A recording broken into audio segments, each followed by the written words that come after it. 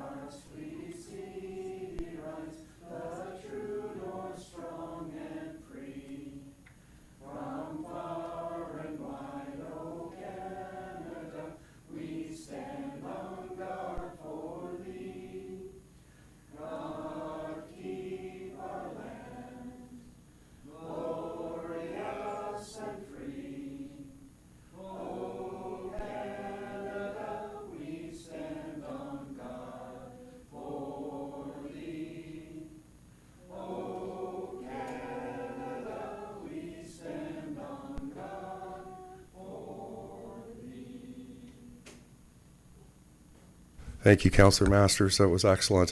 Could you please remain standing for a moment of silent contemplation? Thank you.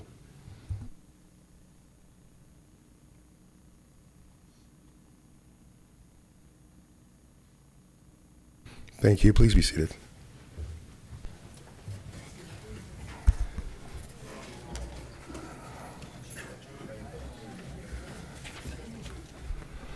At the town of New Tecumseth, we acknowledge that we are on the treaty lands and traditional territory of the Anishinaabe peoples, specifically the Ojibwa and the Ottawa and Potawatomi peoples, collectively known as the Free Fires Confederacy. This land is now home to many diverse First Nations, Inuit, and Métis peoples. New Tecumseth is covered by the Lake Simcoe Nottawasaga Treaty No. 18, signed on October 17, 1818 with the Chippewa Nation. We acknowledge that we are all treaty people and accept the responsibility to honor all our relations and move forward in the spirit of reconciliation and respect. Thank you. So I'm going to go to council. Is there any awards and recognitions? And I can start at Councillor Biss, and we'll work our way around.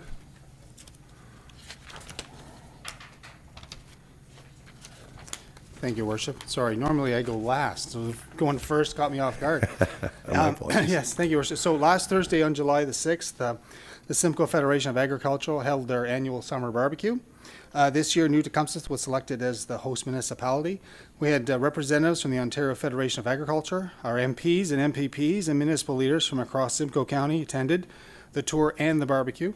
Thank you, Your Worship, for attending, and Councillor Rappin. Some of the notable things I think that we learned during the tour and at the barbecue that I'd like to share with Council is 1 in 6 workers in Ontario have careers in agriculture. New Tecumseth farmers contribute hundreds of millions of dollars to our local economy. Simcoe County farmers pay over $2 million a year in carbon tax. And Councillor Rappin is quite knowledgeable on the topic of farm machinery. He guessed that a new combine harvester with an 8-row corn head cost $937,000. The actual cost is $950,000, but he was the closest and he won this wonderful prize. So I'll just give it to him after council meeting. Congratulations, Councillor Rappin. In addition, I'd like to thank John Beatty from John Beatty Farm Storage, Ken Beatty from Beatty Distillers, Maggie Pendleton and Dennis Smith at FS Partners, Sylvia and Danny Capacetti at Ontario Potato Distributing, and former councillor and deputy mayor Donna Jebb, who was also our tour guide and organizer. I'd like to thank them all for a fantastic barbecue and a great day out. Thank you, Your Worship. Thank you, Councillor Biss. Well done. And Councillor Rappin, I'm not surprised you won.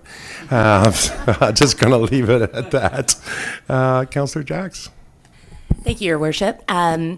Yesterday, July 9th, we concluded the week-long Tottenham Community Week. It kicked off on June 30th with an amateur wrestling event and ended yesterday afternoon after a fishing derby with a disc golf tournament at the Tottenham Conservation Area. One of the highlights of the week must have been, or was certainly, the Canada Day celebration at the Tottenham Conservation Area. It was well attended. Thousands were in attendance. I think, speaking with staff, it was over 2,000 people were there by the time the fireworks were set off, which is extraordinary to see all three of our communities within our community come together to celebrate our country. A couple of mentions, because an event of that size and magnitude takes many hands and lots of blood, certainly sweat this past week, and hopefully not too many tears. On the town staff side, one of our dear employees, Deb Worley, was the key head point of orchestrating that event. And she was supported by the BTBIA and Susan Iacucci, who is our coordinator for that as well. And those two individuals really partnered to pull off an extraordinary event. And I would have to say the fireworks just continue to get better every year. So it was wonderful. It was wonderful to have that community spirit throughout the week. And as always, it's wonderful to have the entire community of New Tecumseh come together, and I'm always proud to showcase Tottenham during those events. So looking forward already to next year, and thank you to all those who attended or were involved in making it all happen. Thank you, Councillor Jacks. Councillor Masters? Thank you, Your Worship. Many of you may know that I've just come back from Europe, actually from Liberec, where the World Bull Hockey Championship was just held. And I'm very happy to say that New Tecumseh, in particular, really showed themselves well. And many of the players that were on the Canadian team were from this area. And so were the girls 20 and under, who won gold, by the way. And the men or youth 21 and under won gold. And the team that my grandson was on, that we're going to watch, his team won bronze against the U.S. So bull hockey is definitely growing like crazy, and I had it on good authority from the team spokesperson from the U.S. that in U.S. they're gonna really open it up and really promote it, so it's going to get even bigger. And right now in New Tecumseh, our bull hockey league is probably the largest in North America, maybe the largest in the world. We have over 2,000 members, so we should keep that in mind when we do our planning in the future. Thank you, Your Worship. Thank you, Councillor Masters, and thank you for going over there and representing the town of New Tecumseh. We appreciate that. Deputy Mayor? Thank you, Mayor Norcross. This weekend, Councillor Jacks and I played in a ball tournament together all weekend for the Help the Kids Play charity fundraiser. We lost the championship by 1. But more importantly, money was raised. If anybody, for all of New Tecumseh, Alliston, Tottenham, Beaton, if we know of a friend or a family that is struggling to get their kids into extracurricular activities, this group spends all their fundraising dollars on making sure kids have the opportunity to have the ability to do those activities. So reach out to a member of council. They can point you in the right direction, but congrats to the Help the Kids Play committee. They did a fantastic job, and it was a very enjoyable weekend. Thanks. Thank you. Just going around. No? Oh, Councillor Rappin? Thank you, Mayor.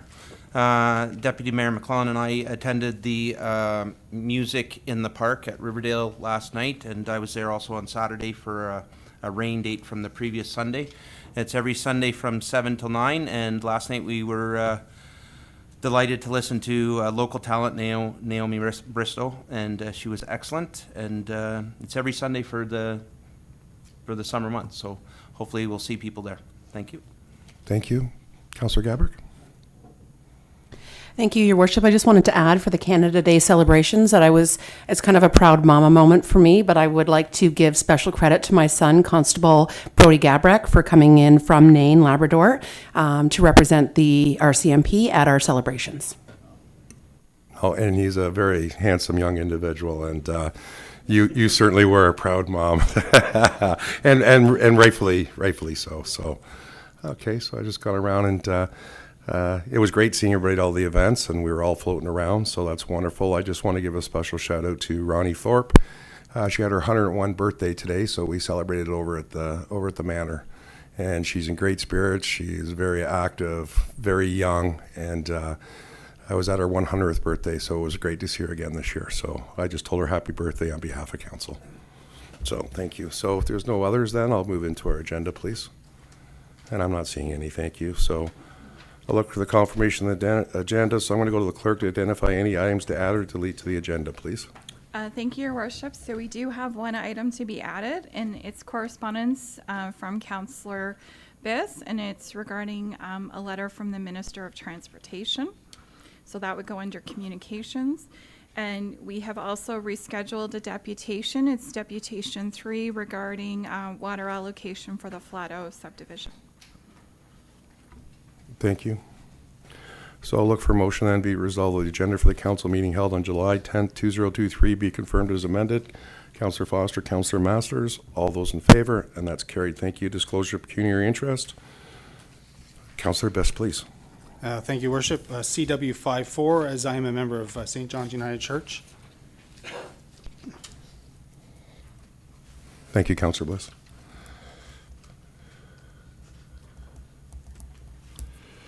Councillor Rappin, please. The same as Councillor Biss, I attend that church. CW54. Thank you, Councillor. Are there any other conflicts of interest?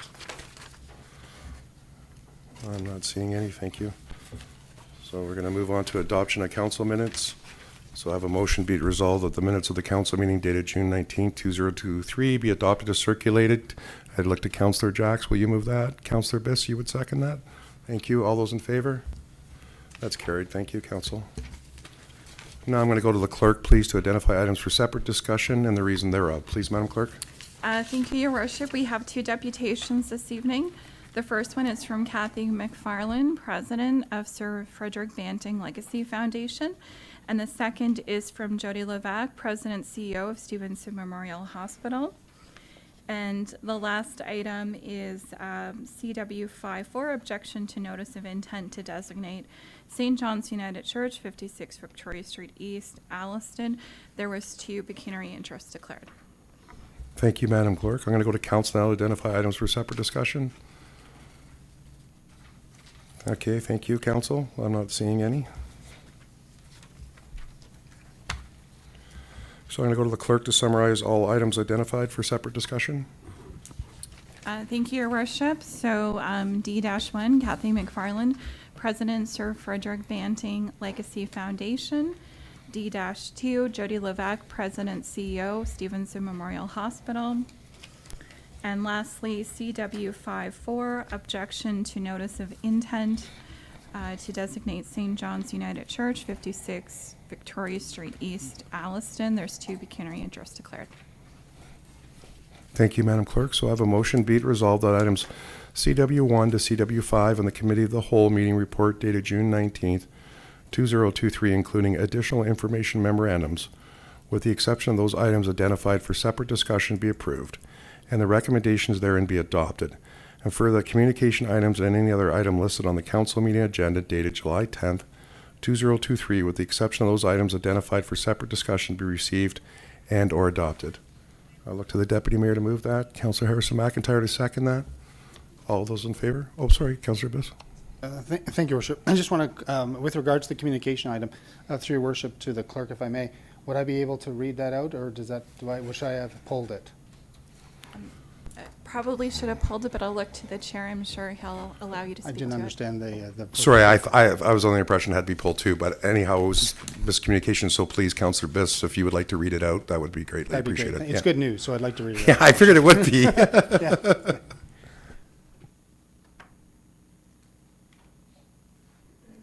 So I'm just going to call the vote on the motion here that the items be adopted. So all those in favor? It was moved in second. Thank you.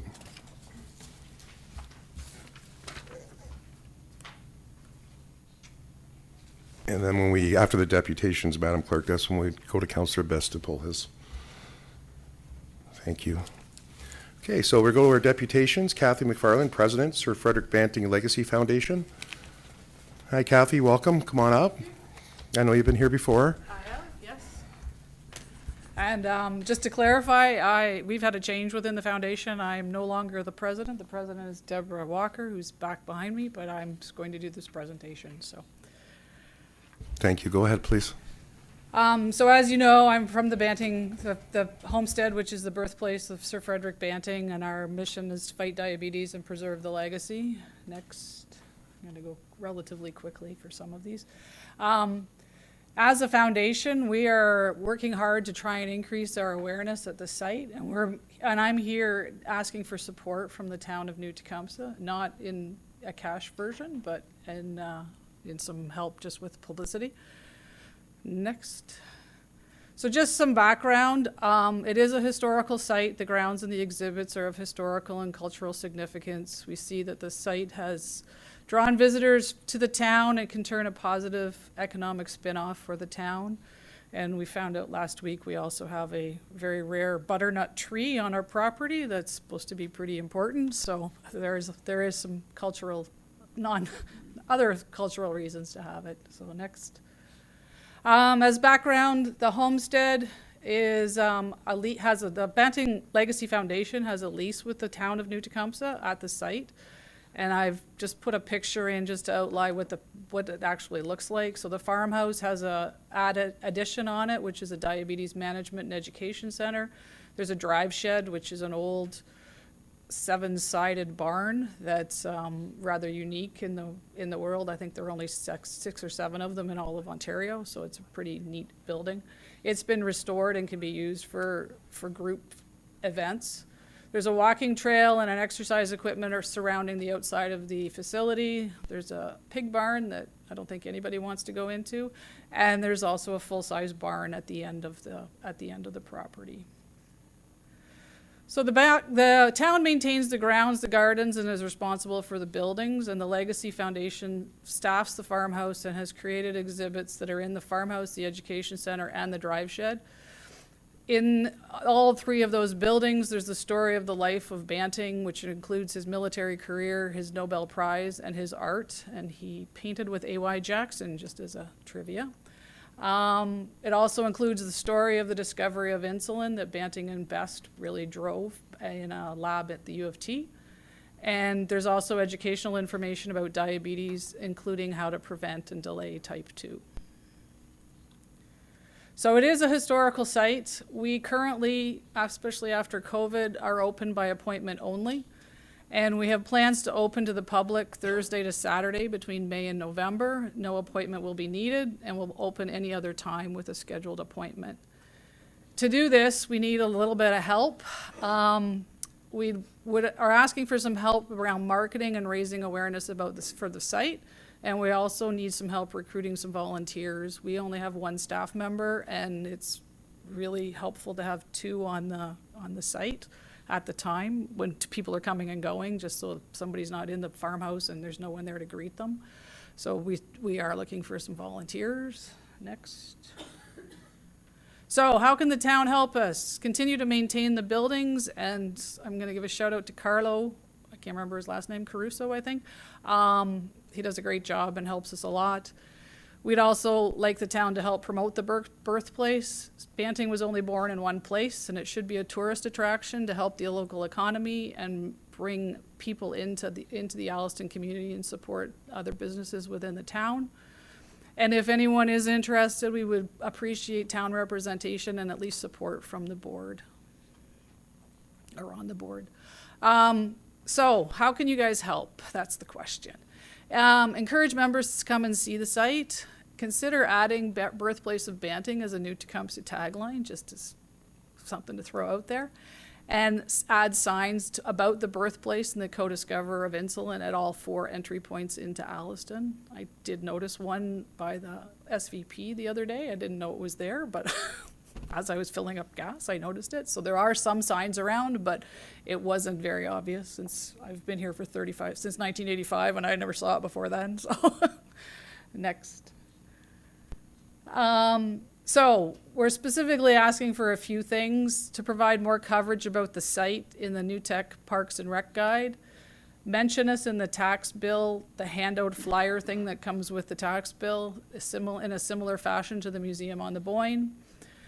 Information on the town website is incorrect. It doesn't mention that people can come visit in a way similar to the Museum on the Boyne. And include the homestead and the site in the social media feed to raise awareness. So about the Parks and Rec Guide, we currently pay for an ad that goes in the Parks and Rec Guide, even though the town lists the birthplace under its Parks and Rec umbrella. We pay about $1,300 for a spring and fall ad. That would be great if we didn't have to pay for it.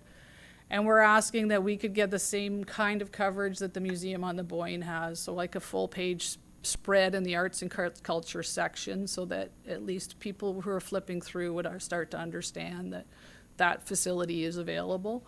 There are lots of history buffs out there, and we get a lot visiting our site just because they want to come and check it out, so that would be a great help.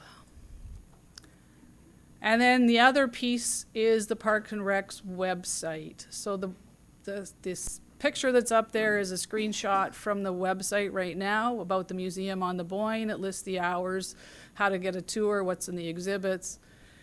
The Banting Foundation is listed. There's another section below that, and it's like other information, and it talks about the cemeteries and how to do reviews, and you get to the Banting site, and it sends you to a link. And the link is actually incorrect because it says that Banting was a medical scientist and he was a medical doctor. Then you click another link and you get a little bit more information, and it talks about the birthplace. And then you click another link and you get to the Banting website. So we would just ask that we could be represented on the website in a manner similar to that, so that the information was there up front. No one's going to click 4 links to go find it. Quite frankly, it was like, oh, another one. So if that could happen, that would be great. Next, thank you. So just to conclude, if you build it, they will come. So the town bought the property and helps to support the homestead. We're asking the town to help market it and promote it as a tourist attraction. Essentially, we're asking for some ink in some of the publications that you provide and some pixels in some of the electronic tools that are available to the town. We're just trying to help people understand that we exist and that there are exhibits and people can come out and see it, just using whatever currently exists. And we are willing to help provide you with social media things if you want to have some fun facts or some information that can be used in a situation. Lastly, I'd like to give an invite to the council, and I spelled council wrong, and all other town employees to come for a tour and see the birthplace of Banting. You can come see what it looks like and understand why it's an asset to this town and how it can be used to help benefit the town. And that's it. Thank you. Thank you very much, Kathy. Just a moment, please. Are there any questions from members of council? Councilor Best, please. Thank you, Worship.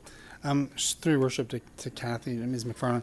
I understand, I just was trying to remember, back when I was on council before, was there, I think there was an effort to try and get the homestead as a UNESCO World Heritage Site?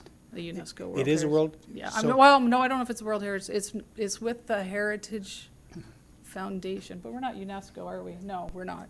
Is No, that it's that not. effort still ongoing to try and make it a UNESCO World Heritage Site? And would some of the things that you've talked about today, would this also help that? It would probably help, but it's not on our radar. I didn't know that was happening before, but we certainly could pursue it. It needs to happen, yeah. Okay, thank you. Thank you. Just any other questions? Okay, I'm not seeing any, so I'll just look at the CIO. I have a motion here, the deputation and presentation of Kathy McFarland, President, Sir Frederick Banting, past President. Thank you. I know, I caught you staring at me. So Sir Frederick Banting Legacy Foundation be received, and that we report back, or our communications department will communicate with them. Mr. CO, how would you like to do that? Thank you, Mayor Norcross. Through you to members of council, I think that receiving the presentation, we'll certainly reach out to the foundation and do all we can to help support them. Okay, thank you for that guidance, Mr. CEO. So, Councillor Rappin, would you move it? Councillor Gabrick, would you second? Thank you very much. All those in favor? That's carried. Kathy, thank you so Great. much again for taking the time to. Sorry, I don't know what the procedure is. I just wanted to make a comment if I could. It sounds like you have a great opportunity to maybe educate some of our young students, our people going through med school. And it sounds like, you know, the universities and the schools this should be a field trip.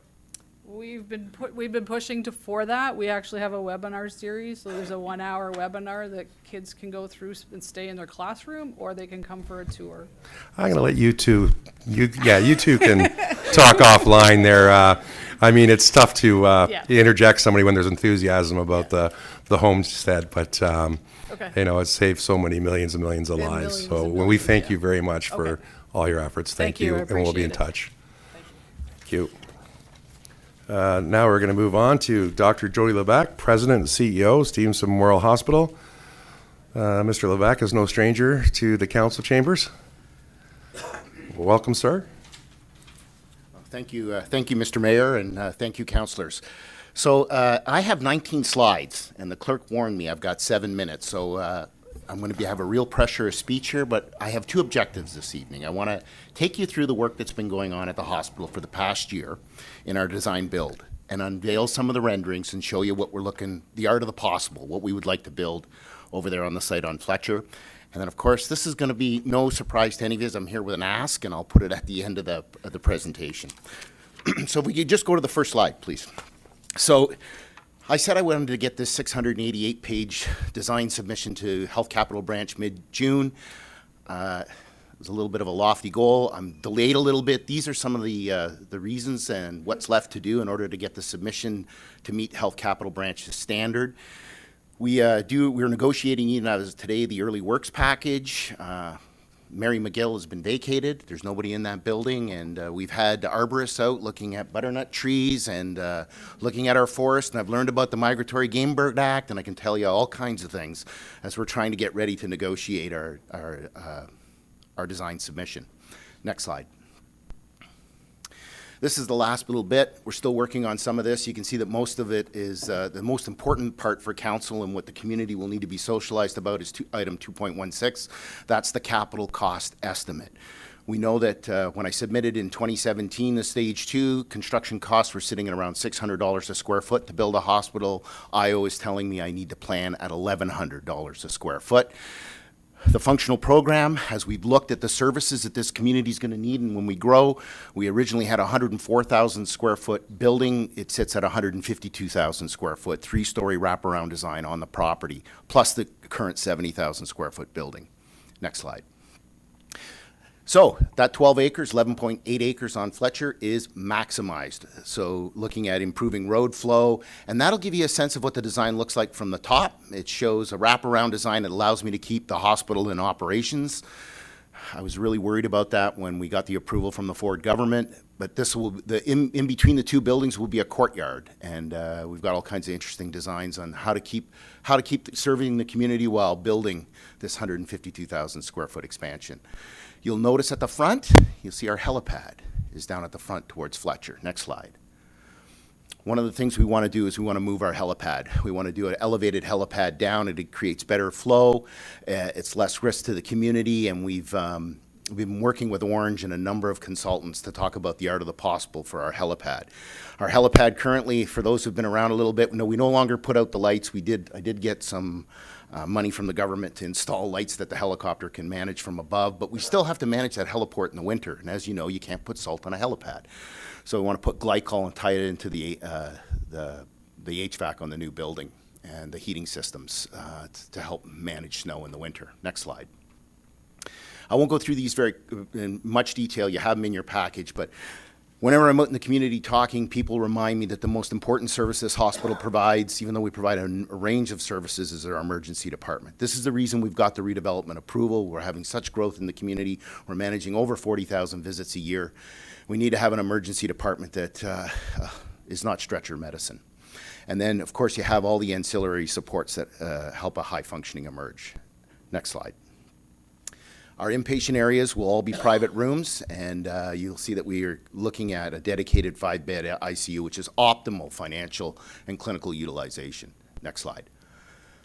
Yeah, the third, when we were doing it, our birthing unit will have to go up onto the 3rd floor. It'll be segregated. We'll look to do C-sections up off the ORs, and pretty excited that we will maintain our birthing. We did 560 births last year, the highest ever in Stevenson history. And with the growth in this community, birthing services, even though they're expensive for a small community hospital to run, we will try to maintain that, and I'll try to negotiate that package with PCOP, with government. Next slide. Can skip the materials management. Those are for the loading docks. This will show you that we're into the level of design of a room. So I thought I would throw it in the package. I won't get into it. Each room will be privatized with its own airway management, both negative and positive pressure. Next slide. This will get into the architect. So the design team went around to the community and is inspired. You'll notice that we're looking at a steel beam structure on our atrium. And you can see to the right will be the new build, and to the left would be the current hospital. Next slide. Gives you a sense of what the architect, it'll be a drive-around parking lot. I've been working with the fire chief. We talked today about how we're going to manage fire trucks in and out. I want to let council know that I'm working. Blaine's been fantastic and his team. We've been consulting throughout the process with them to talk about what we need to do in order to make this become a vision. Next slide. Give you a sense. Design white on the old building, and there's the old hospital colors. White gives neutral, and pretty inspiring go. If you could do the next slide. The concept for design, we visited Gibson Center, and the teams visited a number of the historical buildings around Alliston to get inspired. But the concept and the direction and the visualization comes from flow from the Boyne, growth, and our rural roots, and harvest colors and harvest themes throughout. Next slide. I promised a number of people that in the entrance lobby we will have historic walls. I'll honor Mary McGill and other parts of the community, and it's kind of a bold design in the sense that wood is not IPAC friendly. And going through COVID, I get reminded by my IPAC team about wood, but we are looking to utilize as much wood as we can off the property and put it into the design. Next slide. That's where our auxiliary will be and our new welcome desk, and that's the way people will be greeted when you come into the new hospital. Next slide. So there's the getting to the end of my presentation. So you'll notice on this slide, I've got down in the bottom left-hand corner when you're looking at it, an ask of council. One of the top complaints I get to my office is parking. And if any of you have come to the hospital, we are woefully inadequate in parking. And because the government's making me stay to this 12-acre property, I've maximized every square inch to try to manage parking. But we have an opportunity, and this is my ask to council this evening, is that we've got some property adjacent to where the playground area is. And if council could allow me to continue to work with Blaine and his team, we could look to add an additional 60 to 70 parking spots in that particular spot to serve the community for the next 25 years. It would also decrease the amount of complaints I get to my office, which I would be very grateful for because people can't find parking. So next slide, please. Yeah. So just if people are asking, what am I, I'm looking at approximately 2,529 square feet to be able to get 60 to 70 parking spots. It's right beside the playground at Riverdale Park, and it would be in support of helping this community have continued access to high-quality healthcare services. And we still need to figure out some of the design details. I got a new delivery today on what the art of that could be, but I couldn't get it in the package for when I submitted it to council for last week. So my ask is, you guys can think about this, but please allow me to continue to work with Blaine, and I recommend that you consider donating the land to the hospital. And you put that word in there. I was going to bold it, but I didn't. Anyways, thank you, Mr. Mayor and councilors, for listening. I'm happy to answer any questions. No, thank you, Dr. Jody Levac. If you were under 7 minutes, we probably would have given it to you. Sorry, I couldn't help myself on. I was 8 minutes, Mr. Mayor. No, Jody, I want to thank you for all your hard work that you've done, and I want to thank your staff, your board, the foundation. It doesn't go unnoticed, and we're the lucky recipients of everything that you've done. And we're very gracious, and we're very grateful for all the work you've done to make sure and ensure that we get a new hospital. And I want to thank you for acknowledging our CAO and our staff for the hard work that they've done. So we will have a motion coming forward, but I'd like to open it up to any questions from members of council, if that's Councillor Foster. Thank you, Mayor Norcross. Thanks for your presentation, Jody, and all the work you do. I think this community will certainly benefit from a new hospital. So, your timing to the for the land that you're asking for, that will be covered by the capital branch as part of your submission to add parking to that. Yeah, I can't put that in. Like, I'm looking to put I got 2 weeks to finalize the submission, and pending what the direction is from council, I'll either have that last slide in the submission, or I will not. So, Supplementary, that's what I was asking for your timing. So it's quick timing. yeah, I have a really aggressive, I wanted to have this done by mid-June, and we're already into mid-July, and so I'm falling behind in my own timelines, yeah. Supplementary. Thank you, Mayor Norcross. Then I would make a motion that we move to give authority to the CAO and staff to pursue this option, and if it's acceptable, come back to council at the next meeting, which is 2 weeks. Okay, so that's moved by Councillor Foster. Deputy Mayor wants the second. Is there any other questions, though, of the presenter? Councillor Biss, please. Thank you, Worship. Through your worship to Dr. Levesque, that land that you're asking, if my memory serves me correctly, I believe that land was donated, and that land is environmentally protected. Have you looked into that? And if not, through your worship to staff, could they take a look at the classification of that land, the history of the land? Because I remember that was part of the racetrack, and that whole park was donated. I just cannot recall off the top of my head the history of it, but I believe that there's a lot of history in that piece of property, and I'm not trying to No, I understand. not trying to ruin the parade here, but I think there is a history, and we need to look into that. Fair enough. No, thank you, Councillor Masters. Through to Dr. Jody Levesque.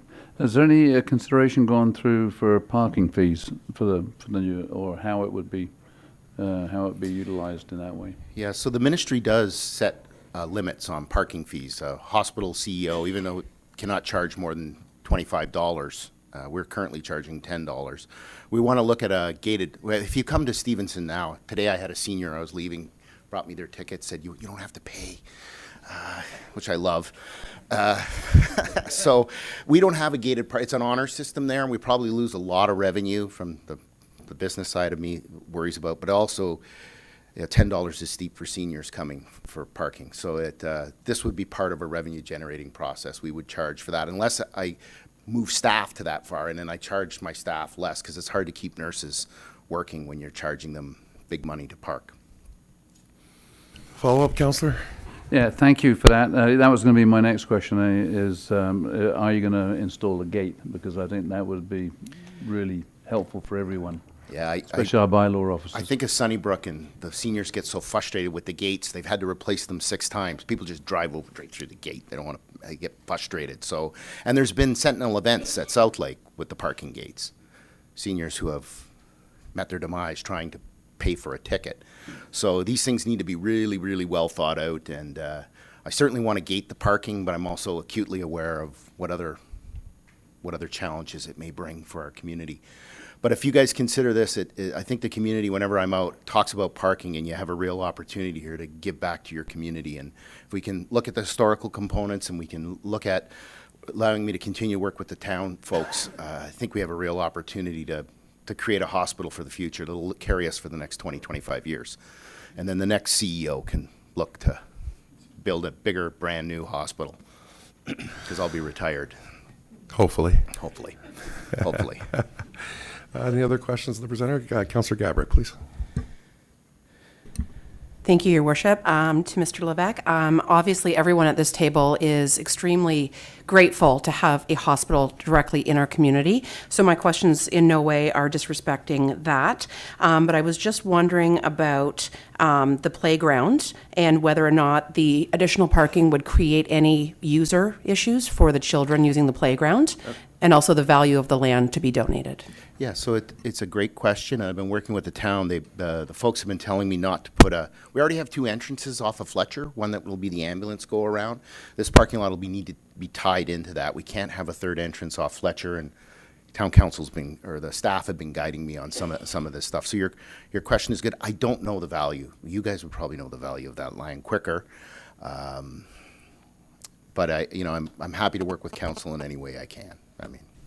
Okay, thank you for that. So I think the motion on the floor is to the deputation and presentation of Joy Levesque, President, CEO Stevenson Morehouse, will be received, and that direction be given to the CAO to work with you to what the process is or the requirements to donate the land to the hospital. Are we clear on that, Mr. CAO, or I'll just go to the CAO first? Yes, Okay thank with you, that? Mayor Norcross. Through you to members of council. Yep, we can do that. Absolutely. Thank you. Councillor Foster, did I No, catch it it right? Through you, Mayor Norcross, it was just the timing. Because of the question that was asked of Dr. Levesque, the timing is important for his submission to the capital branch of government, that we would like to see that back at the next council meeting, That would. on council, if that timing works.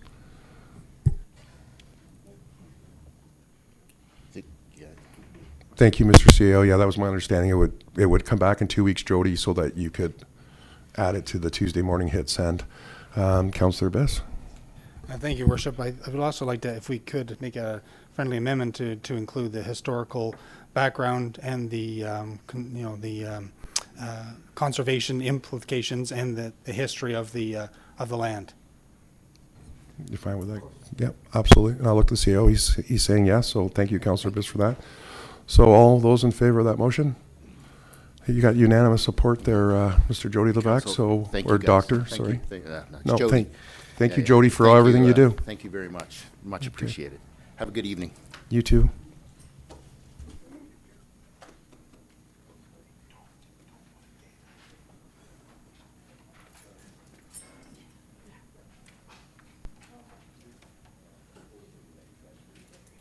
I'll just give a minute while the Hospital Foundation leaves.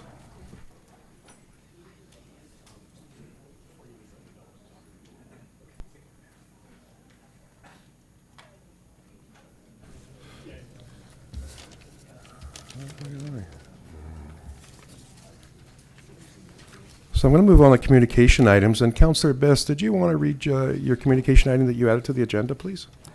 Yes, Your Worship. So, thank you, Worship, for giving me the moment. So the Women's Institute had reached out to the Ministry of Transportation, the Office of the Minister, with regards to safety concerns on Highway 89 and Highway 9. And so Minister Carolyn Mulroney has responded back, and I'll just read this off to Council. I think it's good news. According to the Carolyn Mulroney, the Minister of Transportation, I am pleased to let you know that this summer, Ministry of Transportation, MTO, staff will complete ongoing analysis of the entrance to Tecumseh Pines Retirement Community along Highway 9. The outcome of this analysis will help us determine if new traffic signals will improve safety for both drivers and pedestrians. For Councillor Harrison McIntyre. With respect to the intersection of Highway 89 and Essa Township, Line 10, New Tecumseh Side Road 20, MTO will be installing additional left-turning vehicle warning signs at the beginning of the westbound passing lane. These signs will advise drivers in the passing lane that they may encounter left-turning vehicles. Additionally, MTO will be undertaking a more detailed review of this location over the summer to see if additional infrastructure improvements are appropriate. So I just want to bring that to council. Obviously, both Highway 9 and 89 under the purview of the province, and they're looking at making improvements to making these parts of our roadways much safer for our residents and the people coming in and out of our town. So thank you, Worship, for the moment, for this opportunity to present that. Well, Councillor Biss, that's wonderful news. Please bring that anytime you would like to bring that. And Councillor Harrison McIntyre, I know a while ago she was asking for exactly the same thing on Highway 9. So that's fantastic. So I'll just have a motion that the communication item presented by Councillor Biss be received, and Councillor Biss, you would move that, and Councillor Harrison McIntyre would second that. All those in favor? And that's carried. Thank you, Council. So we're moving on to item CW5-4. We have two conflicts, Councillor Biss and Councillor Rappin. So CW5-4, it is Development Infrastructure Services. It's objection to notice of intent to designate St. John's United Church, 56 Victoria Street East, Alliston. We have a motion that report number PRC-2023-17 be received, and further that council direct staff to cease the designation process of St. John's United Church under Part 4, Section 29.5 of the Ontario Heritage Act, and further that council direct staff to invoice the St. John's United Church Board for $444.48 to recoup the cost of the notice of intent to designate NOID. Do we have a mover? Councillor Harrison McIntyre. The Deputy Mayor will second that. All those in favor? And that's carried. Thank you. We're moving on to our bylaws, Council. Councillor Rapp and Councillor Biss, you're back in. Moving on to bylaws. Be it resolved that the following bylaws be read a first, second, and third time enacted. Bylaw 2023-064, a bylaw to delegate authority for approval of the mayor and clerk to execute a municipal funding agreement with the Rural Economic Development Program for a retail gap analysis and retention attraction plan. Bylaw 2023-065, a bylaw to permit the encroachment of 7 existing parking spaces on Wacom Drive, Tottenham, and extending approximately 1.46 meters into the municipal boulevard along Wacom Drive in the community of Tottenham, and having an encroachment width of approximately 20.53, and I think it was around here. Well, you moved the Councillor Foster, Councillor Masters, would you second? All those in favor? That's carried. Thank you, Council. Moving on to general information. I'm not seeing any. Public notices, we don't have any. So we're moving on to our confirming bylaw. We have a motion, be it resolved that bylaw 2023-066 to confirm the proceeding of council at its meeting on July 10th, 2023 be read a first, second, and third time enacted. I looked at Councillor Jacks to move that. Councillor Biss, would you? Thank you, Councillor Biss. All those in favor? And looking for adjournment. Motion to be resolved that the meeting adjourn at 6:47. Councillor Cox, would you move that? Councillor, thank you. Councillor Gabrick, you would second. All those in favor? And that's carried. Okay, Council, we'll just take a 5-minute break while we just switch over to our committee meeting. While we do that, I just want to acknowledge our Catholic School Board trustee, Janice McKenna Hutchin in the back. Thank you for joining us tonight, Janice. There must be crosswalks on the agenda.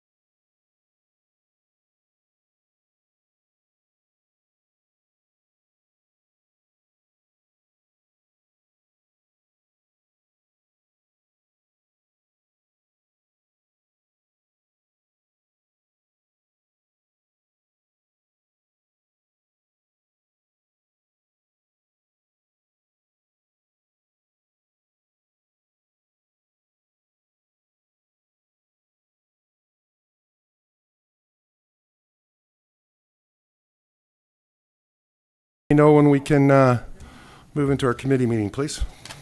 Are we good to go? Thank you, Madam Clerk. Welcome back, everybody. We're going into our committee of the whole meeting Monday, July 10th, 2023. So I'm going to look for confirmation of the agenda. We have a recommendation that the agenda for the committee of the whole meeting held on July 10th, 2023 be confirmed as circulated. And Councillor Cox, Councillor Gabrick, would you move in second? Thank you. All those in favor? That's carried. Thank you, Council. Disclosure of pecuniary interest. Council identify any disclosures of pecuniary interest and the reasons thereof. I'm not seeing any. So I'm going to move on to determination of items requiring separate discussion. I'm going to look to the clerk, please, to identify items for separate discussion and the reason thereof. Madam Clerk? Thank you, Your Worship. CW 42, Crossing Guard Policy and Service Levels. There's a presentation, and we do require direction from Council. CW 53, Beaton Memorial Arena Update. There is direction required from Council. Thank you very much. I'm going to look to Council now to identify items for separate discussion. And I'll start. Councillor Cox, you go first. I realize it's already been pulled, but CW 53, please. Thank you. Just coming around. Councillor Gabrick, please. Thank you, Your Worship. CW11. Thank you.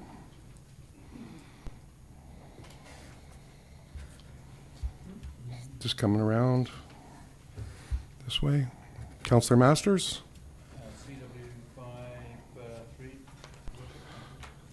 Okay, thank you.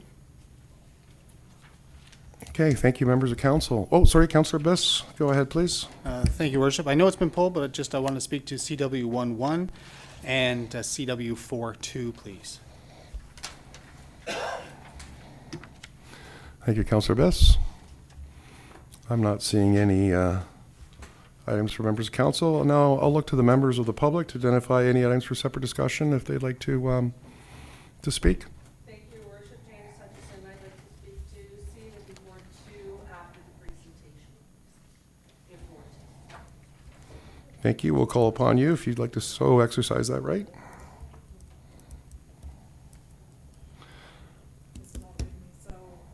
So I'm Erin Nolan, and I would like to talk, I can talk to CW4, the crossing guards too, and the Beaton Arena CW53, please, as a representative of the Beaton Athletic Association.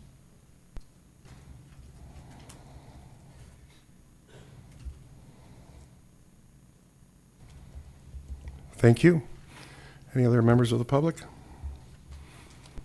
I'm not seeing any, so now I'll look to the clerk to summarize all items identified for separate discussion, please, Madam Clerk. Right, thank you, Your Worship. CW11, Tree Planting Program, written motion from Councillor Cox. CW42, Crossing Guard Policy and Service Levels. There's a presentation direction, and we do have a deputation. CW53, Beaton Memorial Arena Update, staff require direction, and there is a deputation as well. Thank you very much, Madam Clerk. So we have a recommendation that all the items not identified for separate discussion be received. And the recommendations therein be recommended to council for adoption. Councillor Rappin, would you move that? Deputy Mayor, you'll second that. All those in favor? And that's carried. Thank you, council. So the first item we have on the agenda is CW1. And I'm going to look to Councillor Gabrick. You pulled that? Thank you, Your Worship. I read Councillor Cox's motion with great interest, wondering where the, well, I have a number of questions, if this council will indulge me. The first is, obviously, we know we've got an issue attracting and retaining arborists and a tree problem with the emerald ash border removal. We also do have some other agencies that work within our community, such as the MVCA and other environmental agencies that do work on this level. So I'm just wondering about identifying a different funding source, if Councillor Cox would be agreeable to that, other than through the budgeting process, through the town, for example, donation or developers or grants. And I'm also wondering about the budget that she has requested and why the trees were not included in the budgets that she identifies in this motion. Okay, thank you. So you got a few questions there. So I would look to the CEO to give direction, CEO, to Director Horn, please.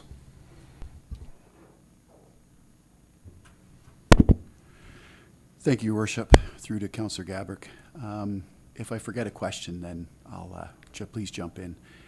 I believe one of the first questions was with reference to additional funding or alternate funding sources. Staff can certainly pursue that. We do generally look at what grants are available provincially, federal, and other agencies. So we're constantly looking for that, and if any of those do become available, then that's something we can bring forward at that time and see if there's council support to move that forward. As far as the budget of where those numbers came from, essentially to plant a tree or to purchase a tree is about $500 a unit. That's in keeping with town standards of the caliper of tree that we would plant. And then there's the remaining funding is labor costs to execute, give or take 700 trees to plant, and the laboring cost or the labor cost for the watering.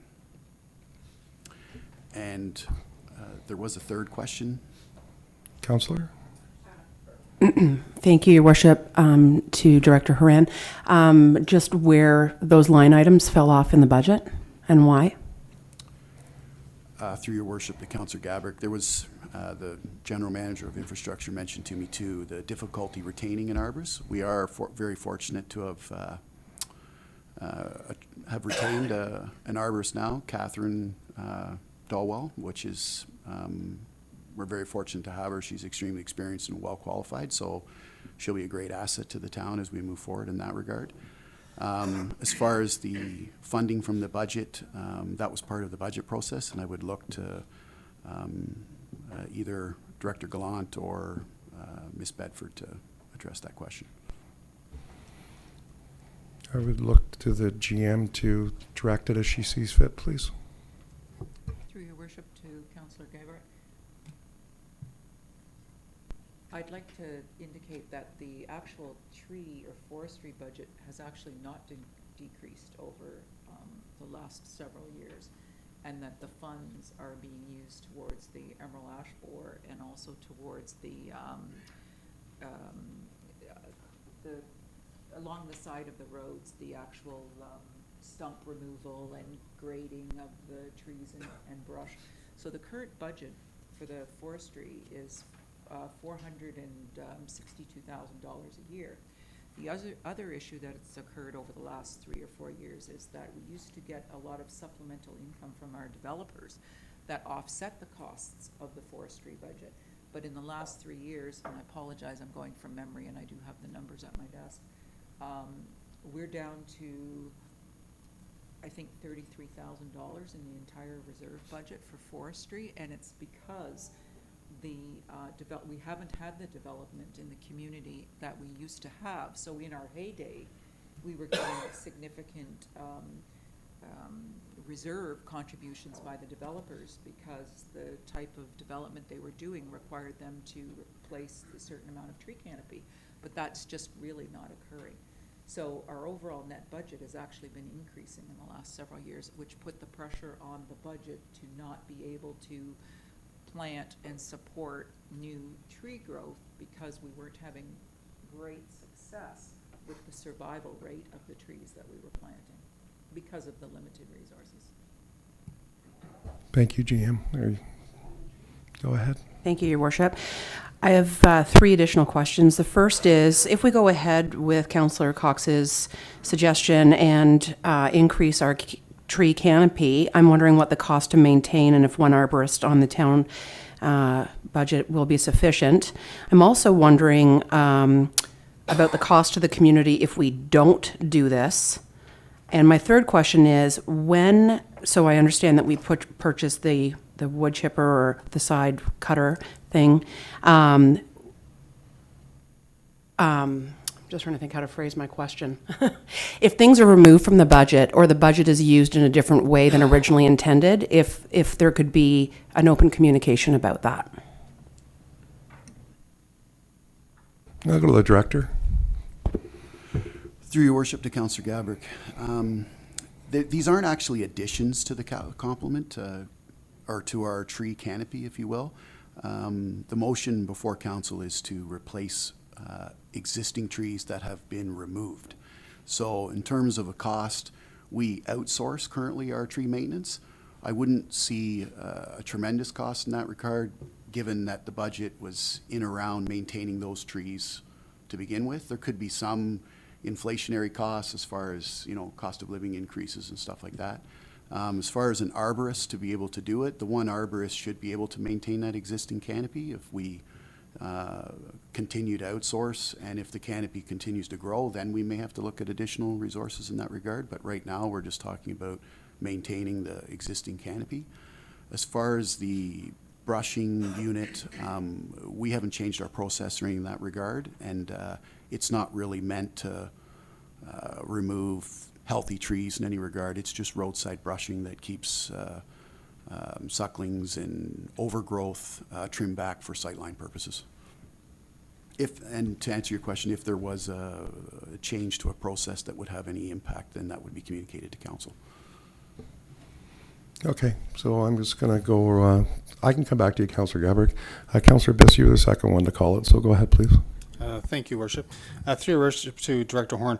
And I understand that to purchase the trees that are in keeping with the boulevard trees, et cetera, that get removed or die, or we have to upgrade to, that they cost like $500 a tree.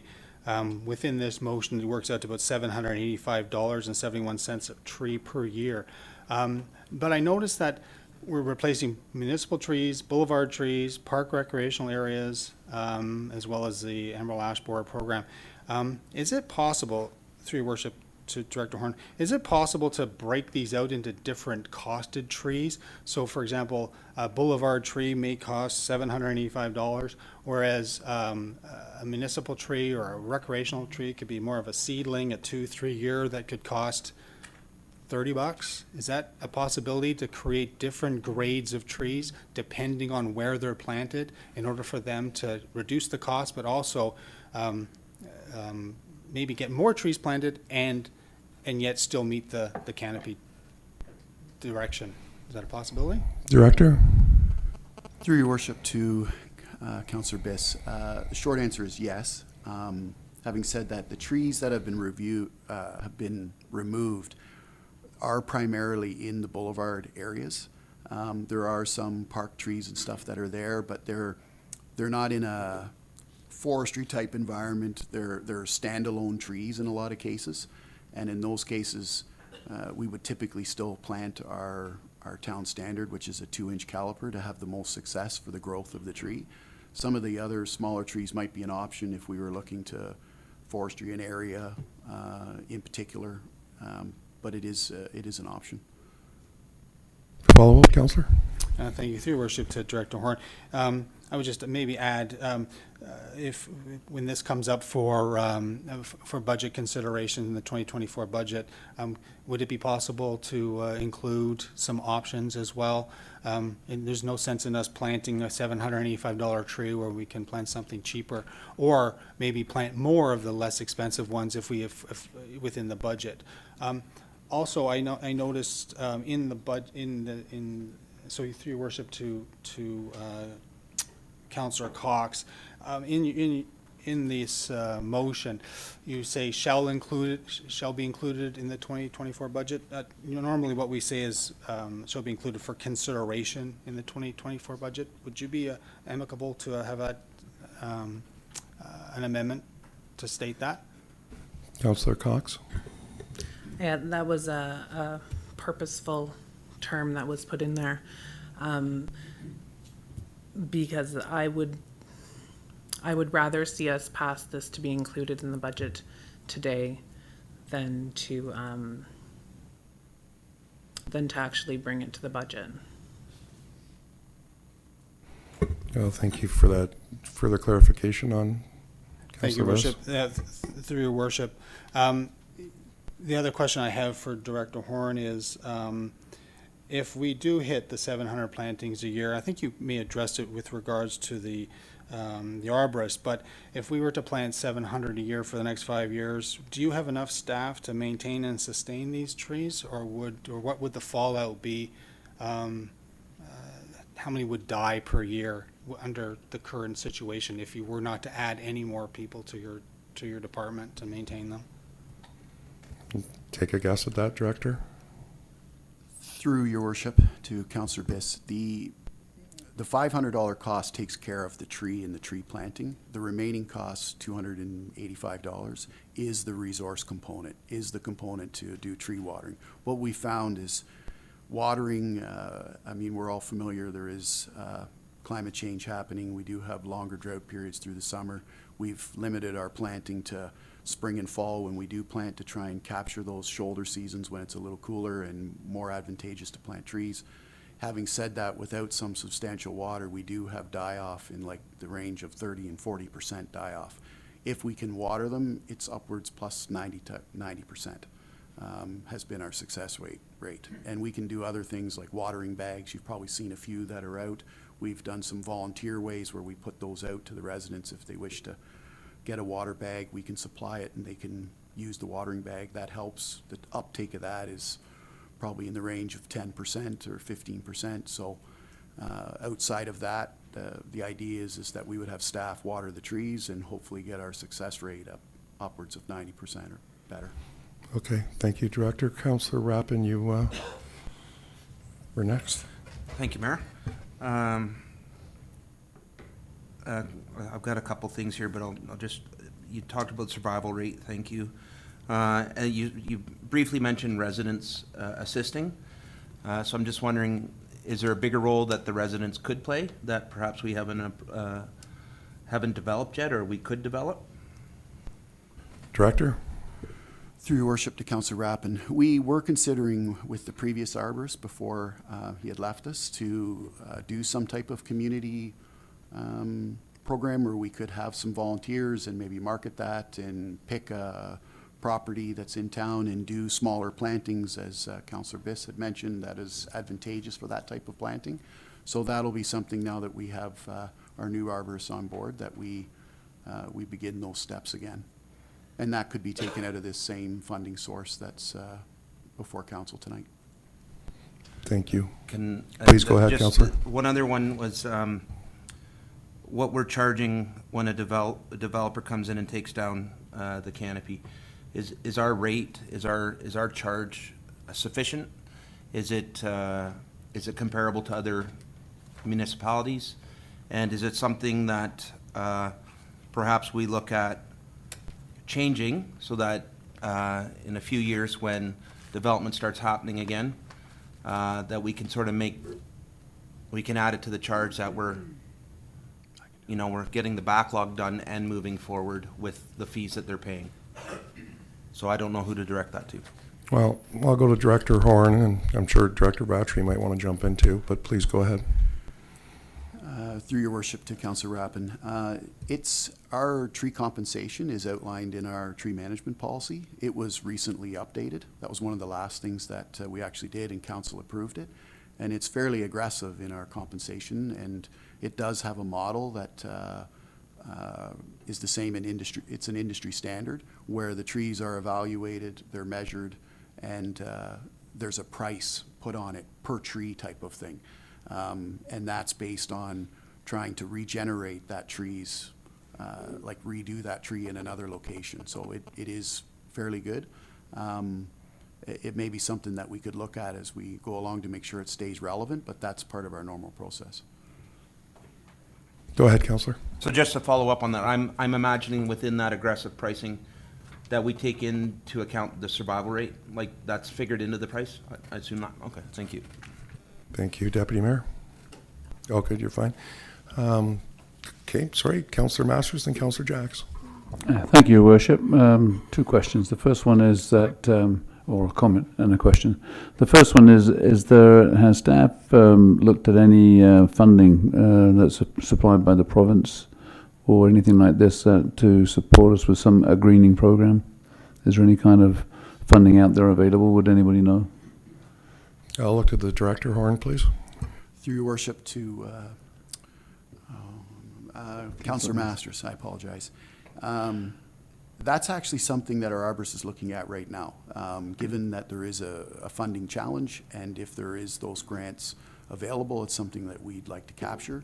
So that was one of the first tasks that our arborist, when they came on board, got onboarded, and is looking for those options right now. If there's anything that becomes available, it's something we would bring back to council for sure. Thank you. Thanks, Director Horn.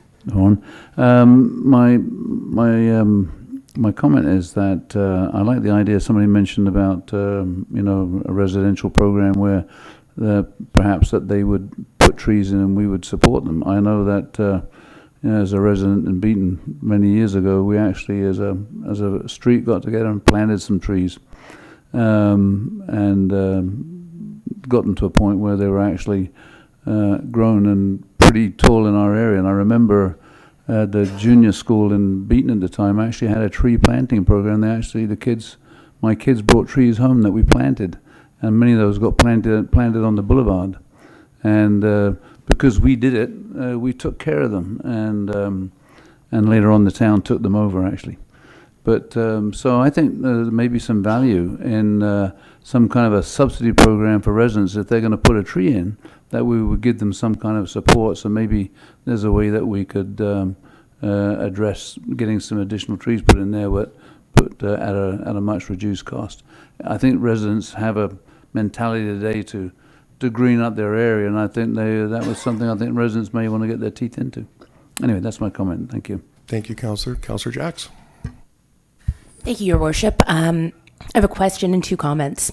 The question is, do we have data collection that would specify which area of which of the communities within New Tecumseth the survival rate is driven by, or would it be spread across? Do we have anything that micro? Director. Through your worship to Councillor Jacks, that's a good question. We haven't actually analyzed to that extent, to my understanding. We do have the data, so we do know where we've planted trees and where they have died off. Okay. I don't think it's overly different between the communities, if you will. I think it's probably pretty relevant. Most of it's in the dry areas, but we do have it. Okay, thank you. I ask just because anyone in Ward 8 knows Tottenham was built on a bed of clay. So some specific consideration needs to be made when you plant anything in that town, or that community rather.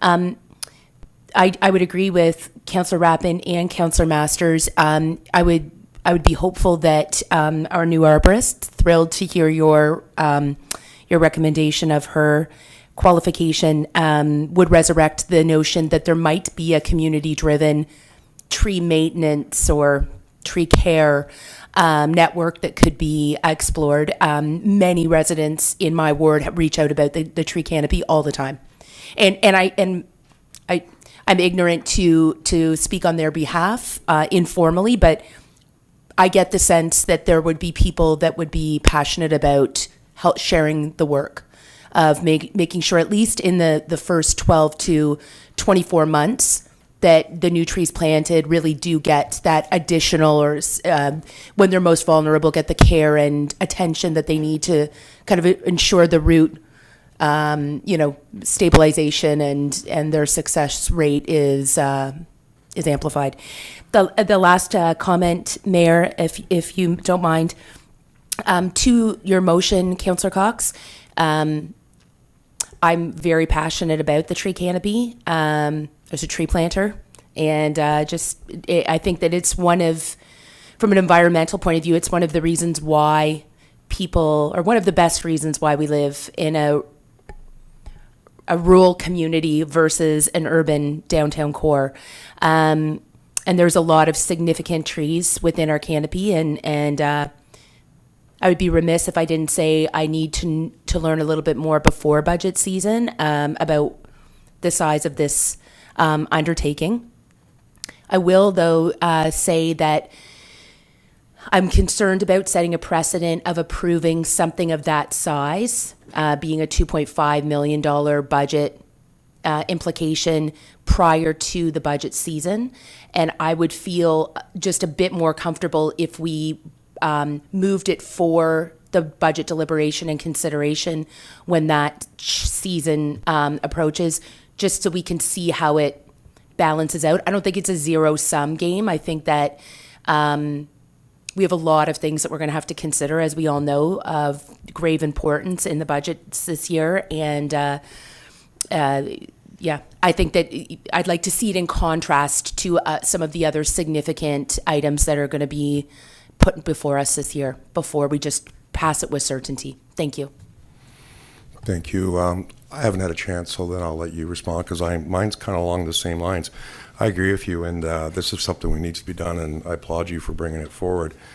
My preference would be, for consideration in the 2024 budget, because we do need to do something, but putting a dollar figure on it right now, I think we're going to have a really hard budget in 2024. We have 2 reports in front of us tonight where we're buying equipment that's gone up 20% from when we approved it in the 2023 budget. So our costs are exponentially going through the roof, and there's nothing we can do about it. So, for me, it'd be prudent to, put it to the 2024 budget, and we can decide then when the numbers, you might even be able to put more towards it, or we might have to do less, but I certainly agree we need to do it. I just arbitrarily just picking a number now when we haven't seen how all the numbers come in and what type of tax rate increase we're looking at. And I would just look to the GM. Is that a fair assumption that the numbers are changing and we'll still be getting more data on how much things have gone up that we didn't think were on the rise? Through your worship.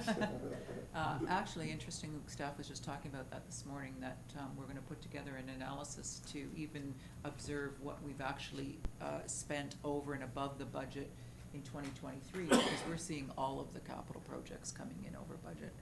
And, we are concerned with the amount of variances we're going to have to approve over the next period of time. Thank you. So I would look to Councillor Cox. I would certainly support it, but my ask would be, to be considered at the budget and a number decided upon then. So I'll go to you now. Thank you. Through your worship, to everyone, I've seen a lot of great ideas around the table, and I actually appreciate everyone's input. The intention of this motion doesn't negate the ability to look into any of the options that have been presented at council tonight for different tree planting programs. The intention of this motion was to get a service back installed within the municipality that was essentially removed during the 2022 budget. This motion doesn't increase our tree canopy. This motion provides the residents with the boulevard trees that I think we've all had conversations with residents who are looking for their trees and have been told that their trees are going to be replaced. The figure that was landed on of $550,000 over a 5-year period, which does get us to approximately $2.5 million over 5 years. Essentially, it wasn't arbitrarily a number that was landed on. There was much thought that went into it, and making sure that the program, when restarted, was viable and made sure that the trees survived and gave our municipality not an increase in tree cover, but just a replacement of what was essentially taken under the with the intention of being replaced at a point. And I think that we really need to start doing that. So I'm going to keep my motion the same moving forward. I think it can still be discussed at budget, but that 550 under the forestry budget in the roads department, it's an estimated cost. So if there is programs that this council finds, whether it be community planting to replace boulevard trees, that budget can always be lowered or not used. Right now, it's just an estimate for a 5-year replanting minus 1,900 trees that will additionally need to be planted. And yeah, moving forward, I would appreciate the support. Thanks. Thank you. I'm going to go with that 1 second though, just to clarify. the way the motion is read, Councillor Cox is suggesting that the number can be adjusted in the budget. Is that correct on how this motion is read?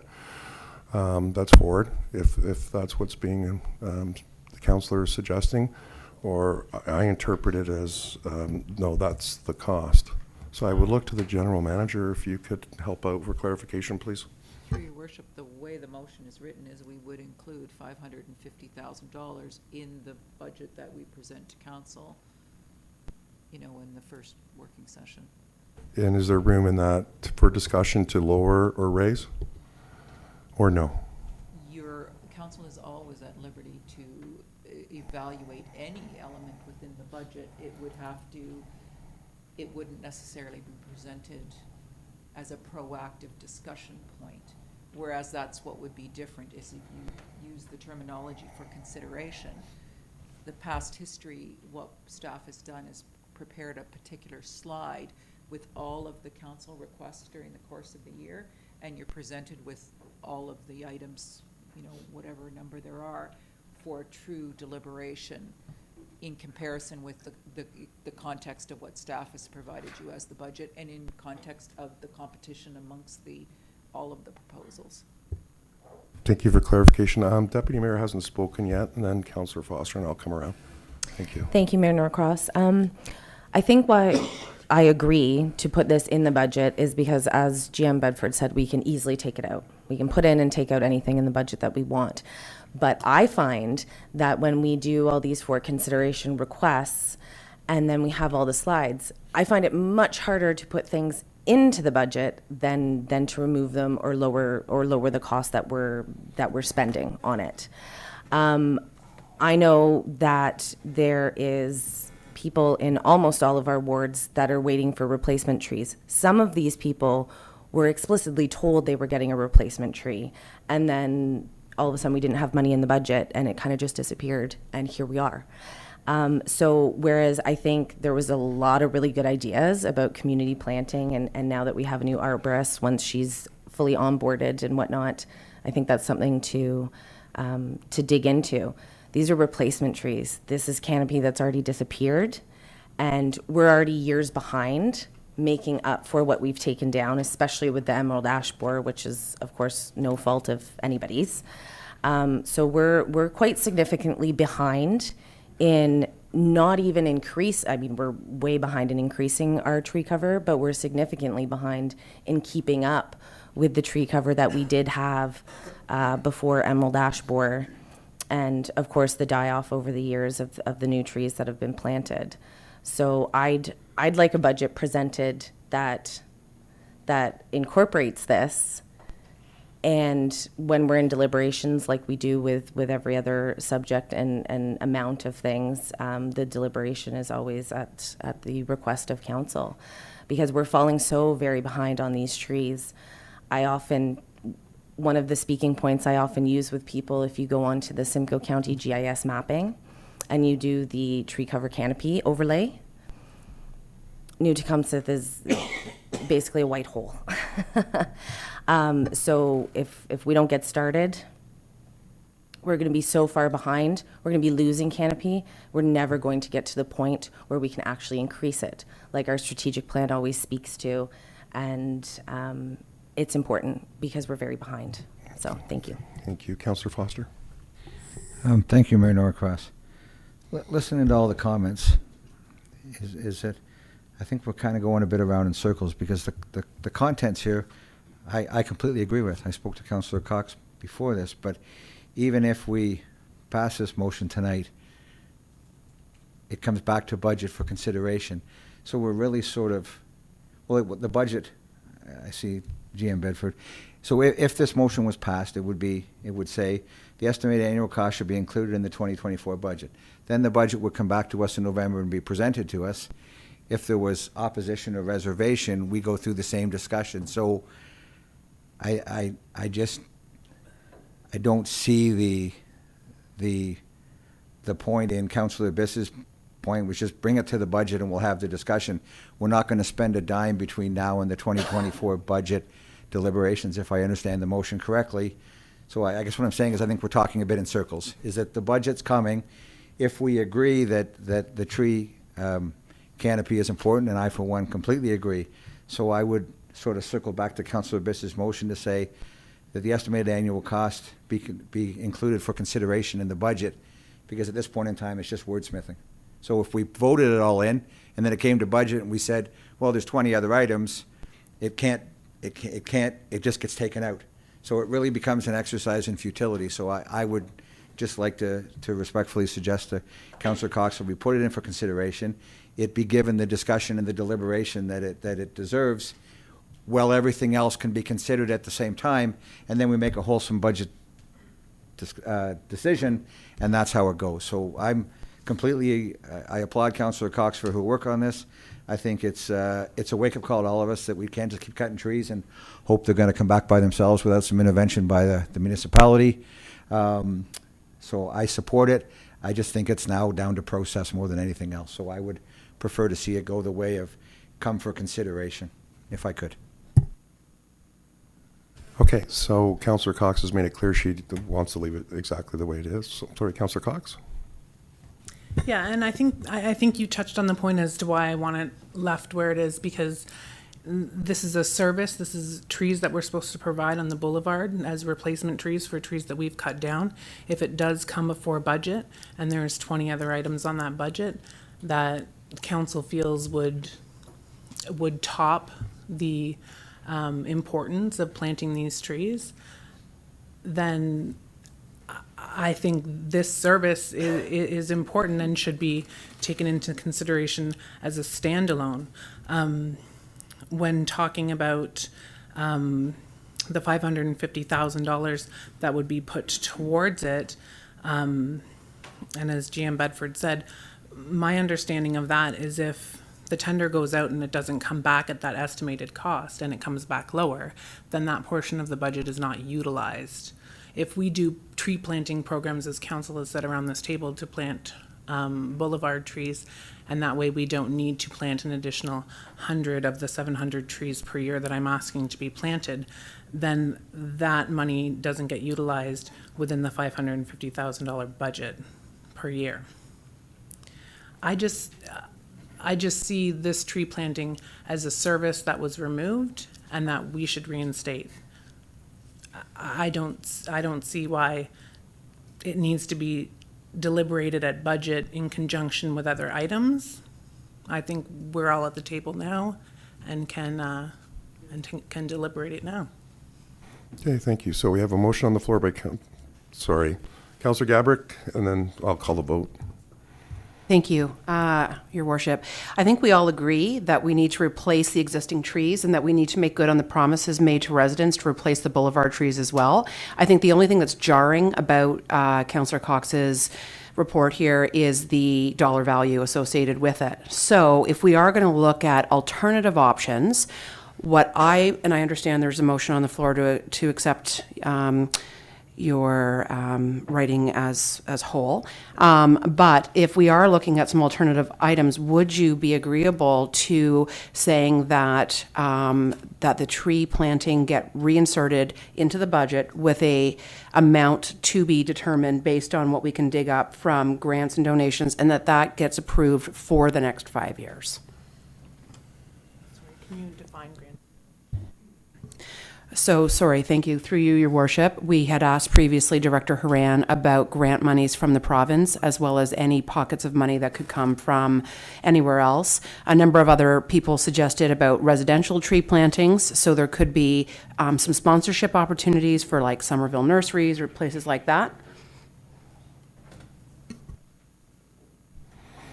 Councillor Cox, and then I'll call the vote. Thank you for that suggestion. I'm gonna move forward with the motion in front of us. Okay, thank you. So that's moved by Councillor Cox, seconded by the Deputy Mayor. Sorry. All those in favor, as it's written? 1, 2, 3, 4, 5, 6. It carries. Thank you. So we're moving on to item number CW42, please. We have a presentation. So I'll go to the presentation first, please.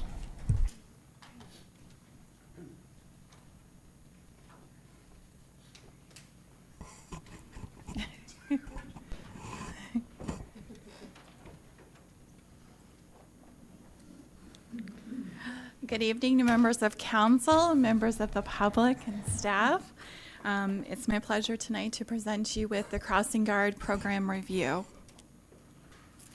This report is a follow-up to previous council direction from September 2022. So those of you that were on council the previous term, you probably remember this report. And for those of you that weren't, there is a link to the report at the end of the previous report at the end of this one. So the current program structure, we'll just go back a slide. So in Ontario, the province has determined municipalities are responsible for school crossing guard programs should a municipality decide to provide this service. In the town of New Tecumseh, there are currently 22 crossing locations supported by 38 crossing guards. The staffing pool contains both casual and permanent part-time employees. The program area is managed by the Bylaw Enforcement Division with the assistance of the Human Resources, Public Works, and Engineering departments. Next slide. Over the past several years, recruitment and retention have proven difficult for this program area. As an example, from January 1st, 2020 to April 6, 2023, the town advertised 38 positions. Staff were able to fill 20 positions, however, 15 crossing guards also exited the employment during this time. Next slide.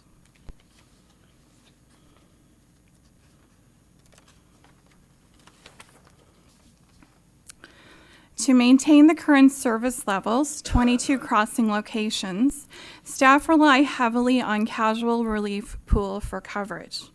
In fact, between the dates of January 2nd and May 31st of this year, casual crossing guards filled location vacancies 501 times.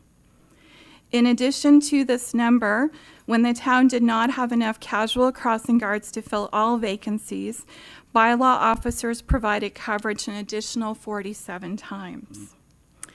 Bylaw officer coverage concurrently represents 2 weeks of work for one bylaw officer.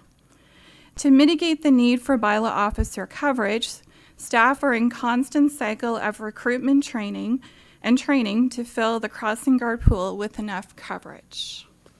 Next slide. From 2017 to 2022, complaints to bylaw services have increased by more than 50%. With the increased need for bylaw officers to fill in crossing location vacancies, response time to complaints and investigations have been impacted. Next slide.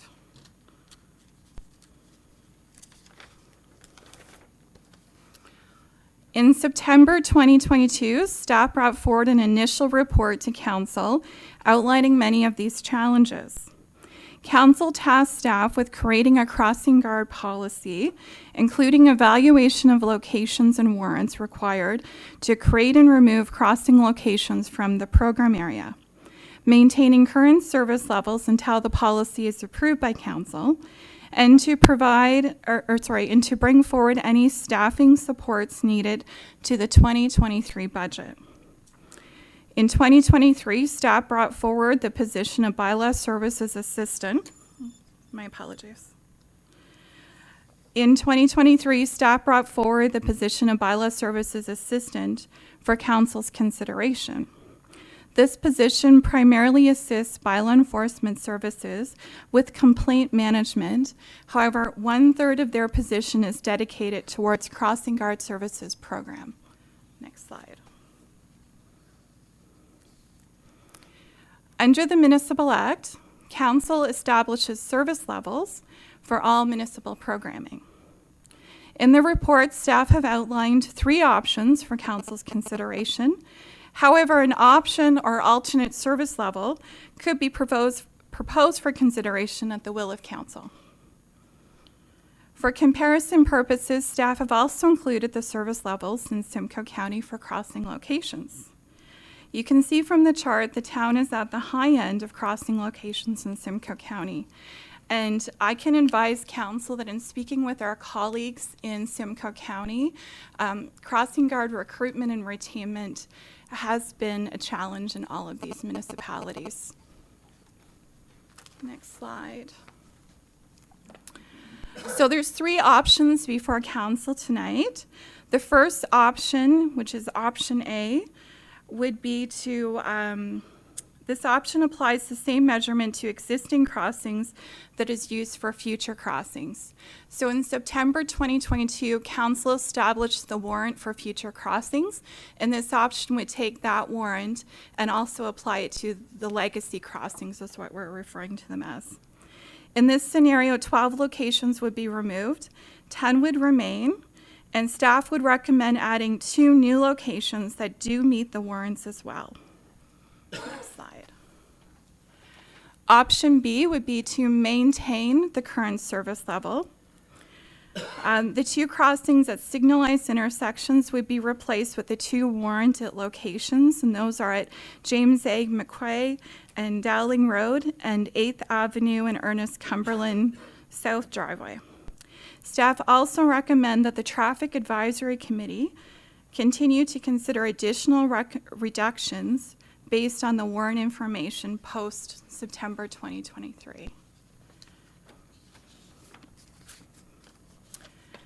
And the last option that staff have put in the report for council's consideration is to not continue forward with the crossing guard program.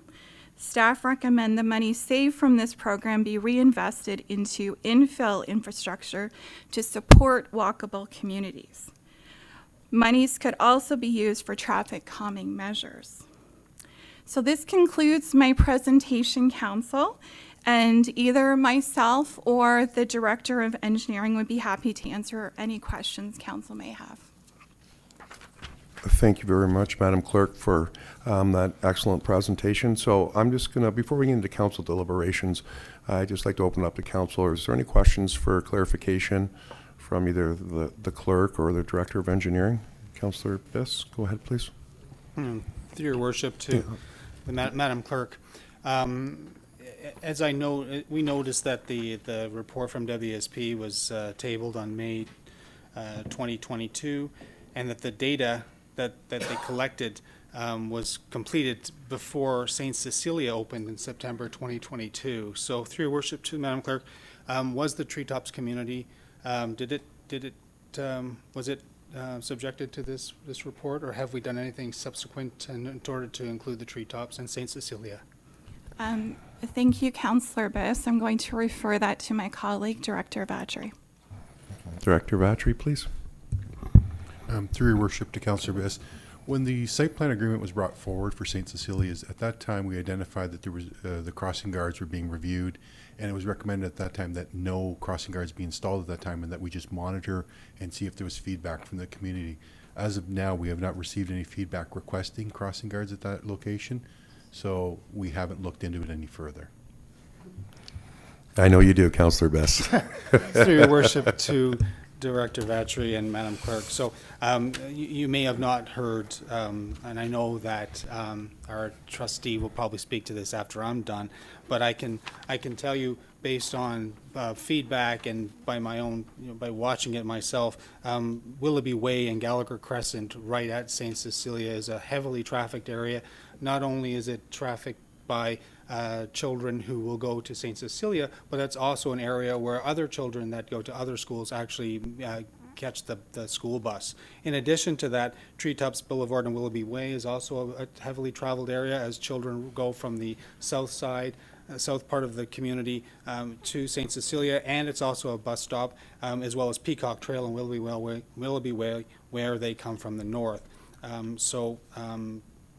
I just want to let you know that despite that, and as we move through the discussion here, I will be putting a motion on the floor for option B, and also to include a crossing guard at Willoughby Way and Gallagher Crescent, Your Worship. Thank you, Councillor Biss. Are there any other questions in regards to the presentation before we get into, just go around? Councillor Foster, please. Thank you, Mayor Norcross, through you to the clerk. If you went back 2 slides, if you could, please. Sorry, one more back? It was the one comparing the different municipalities. Sorry, right there. So if you look at Bradford, West Gwillimbury, with a population within 1,000 people of New Tecumseh, and they have 13 crossing locations, aside from the obvious, and maybe we have 3 municipalities and they have 1, is there any other reasons that stand out why, if you compare population, they're virtually at 60% of what we have for crossing locations? Is there anything else that might jump out off the page at us? That's, all I can tell you, Councillor Foster, is that is the service level that Bradford West Gwillimbury has decided to provide to their community. It could be based on the number of schools they have. So in New Tecumseh, we do have, quite a few schools that we do provide this service to. So that could be something that affects the number of crossing guards.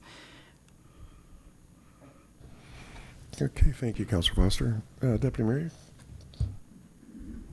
Thank you, Mayor Norcross. My comment was very similar to Councillor Foster's.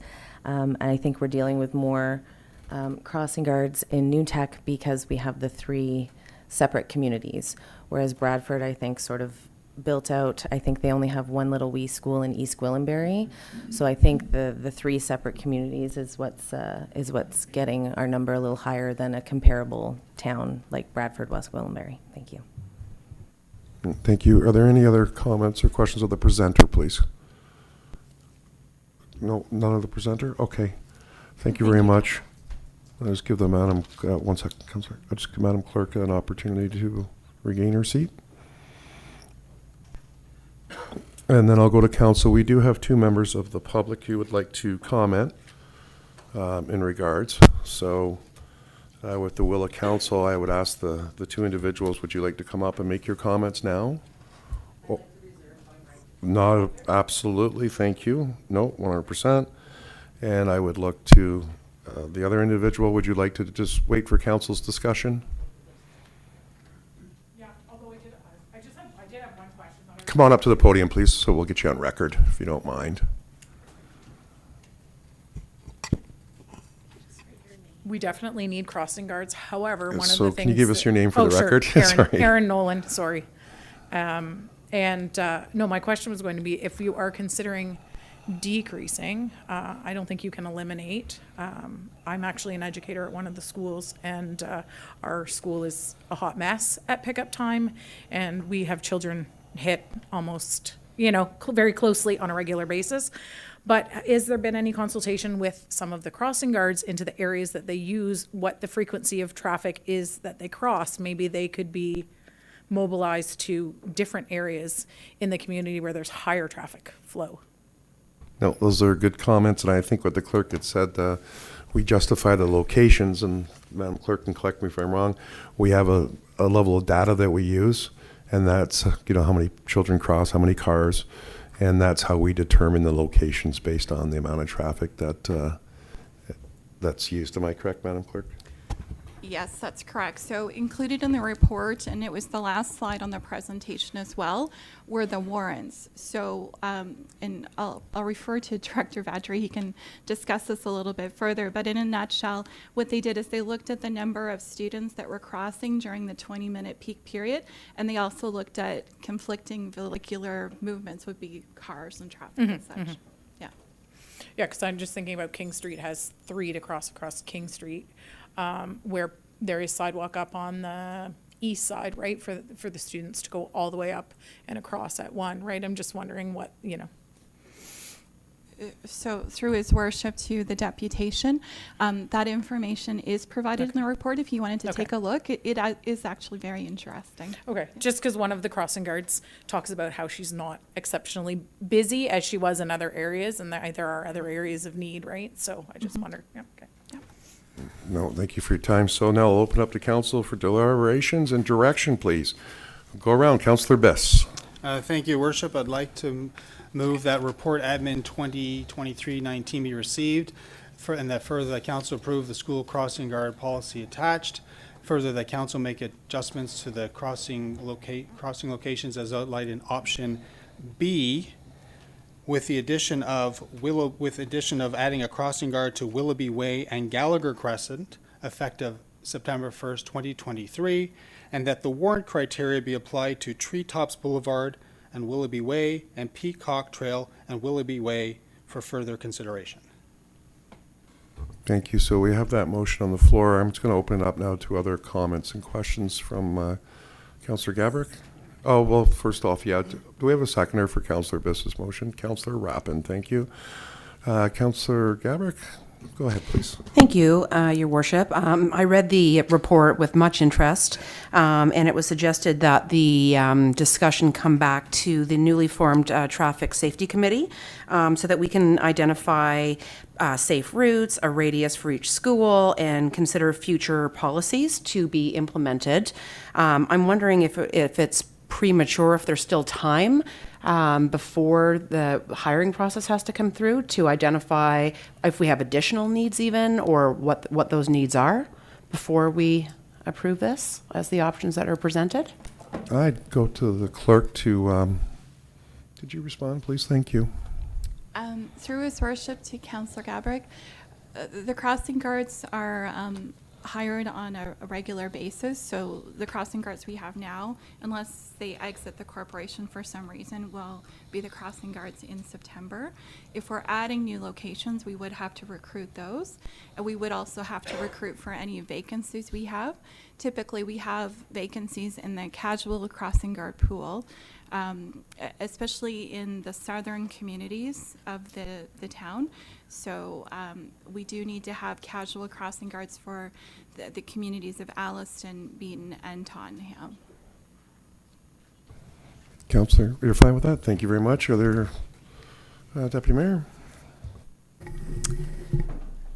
Thank you, Mayor Norcross. I'm just looking at option B here, and I'm having a really hard time accepting that the two removals in option B are two of the, Main and Patterson and Beaton is the only place we have signal lights. That's because it's our busiest intersection.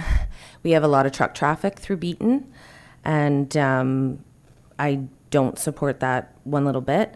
This is a little close to home for me because my daughter just about got hit, and the crossing guard pulled her back about 2 weeks ago from right in front of the school.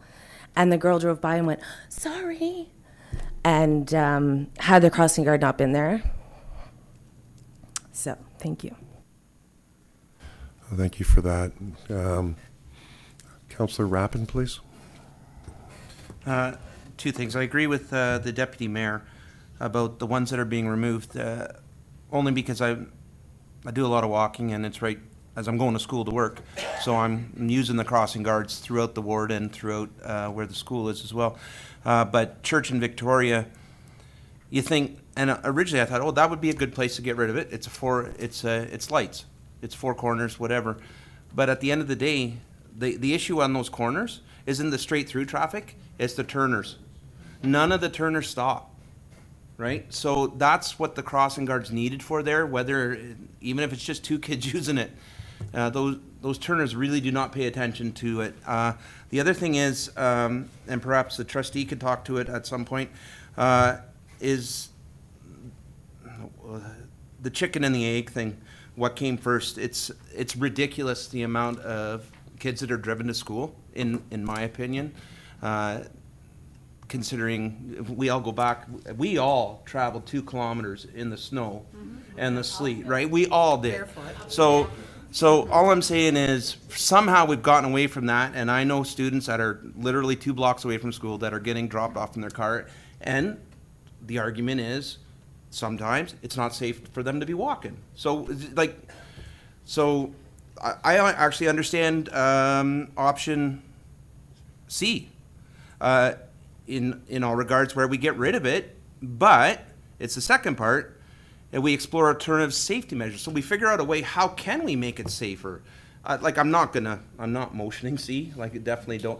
But what I'm saying is, that second part of C should actually be in B as well. We should be maybe where those crossing guards are on John W. Taylor, there's nothing painted there. right?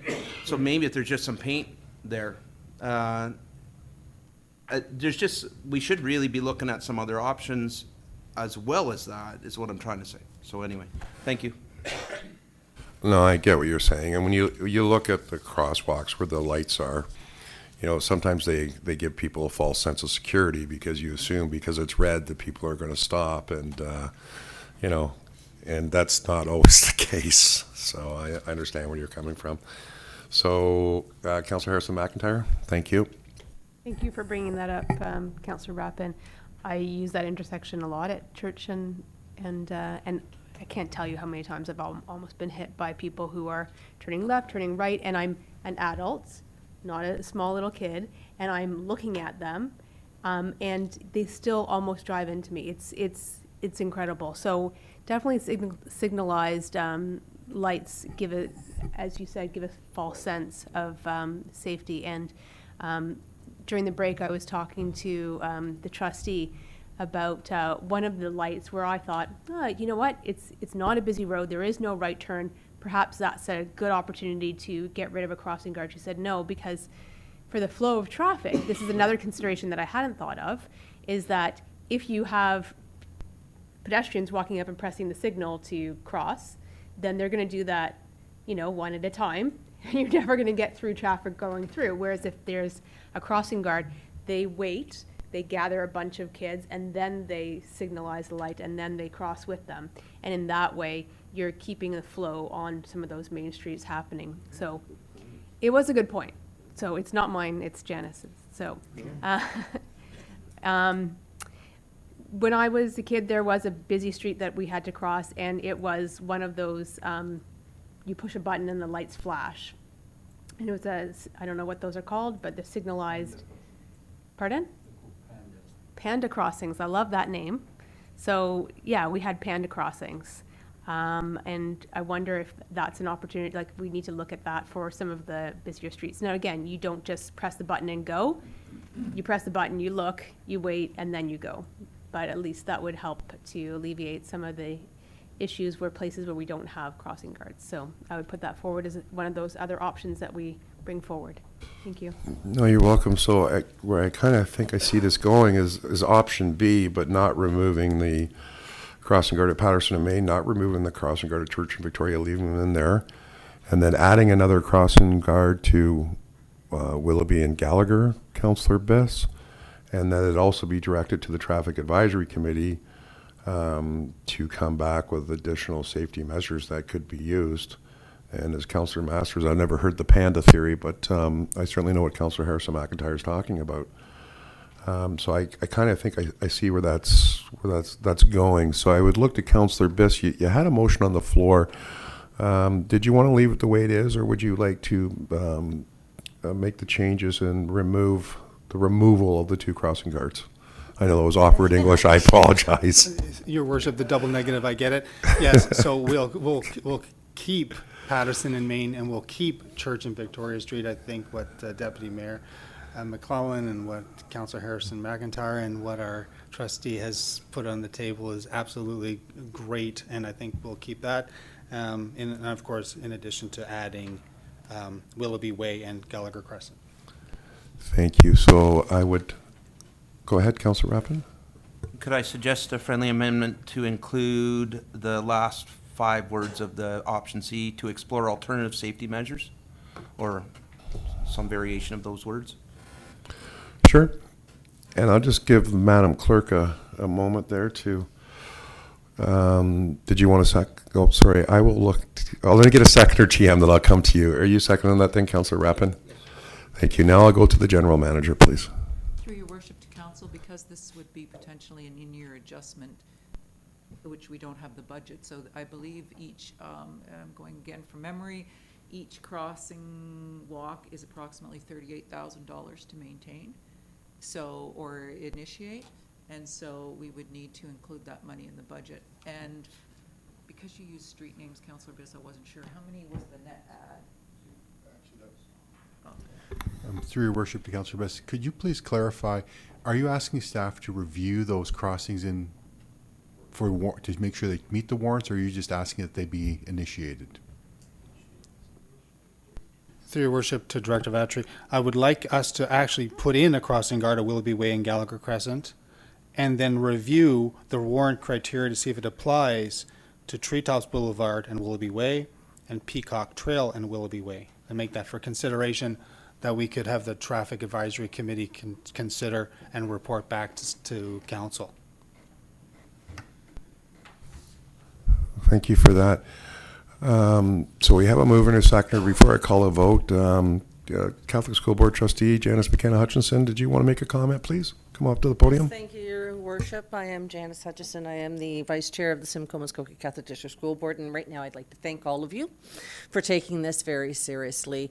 I understand there's budget implications, but what is the cost of a child and their safety at this point is where I think I'm glad that you people have all looked into this. We talked about I just have one thing, the recruitment and the retention as well. We had the same problem with bus drivers at one point too, and a lot of it had to do with COVID. There were a lot of people that didn't want to do it anymore, so on and so forth.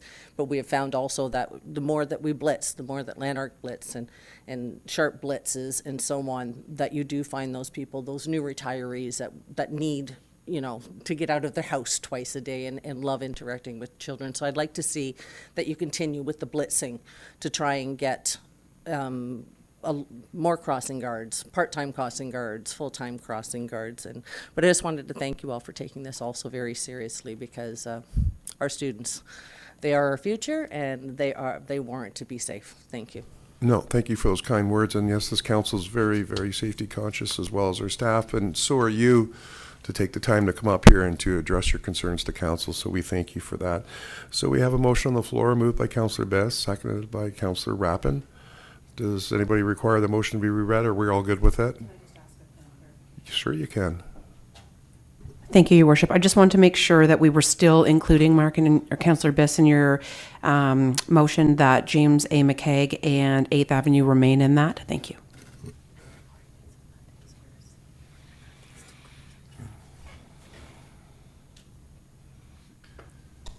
So I would look to the GM. Are you good?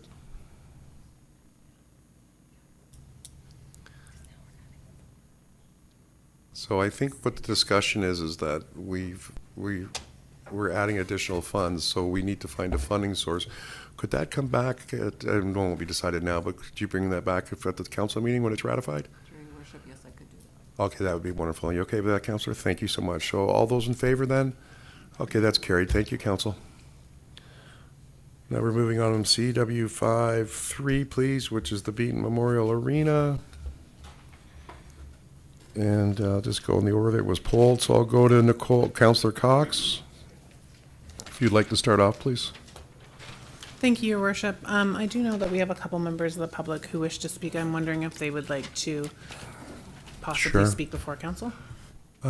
We do have one person identified. Aaron, would you like to hear council's discussion, or would you like to come up now? No, I'm going to hear discussion and then I'll have questions after. Okay, thank you very much. So, Councillor Cox? Thank you, Mayor Norcross. Let me just get my notes here.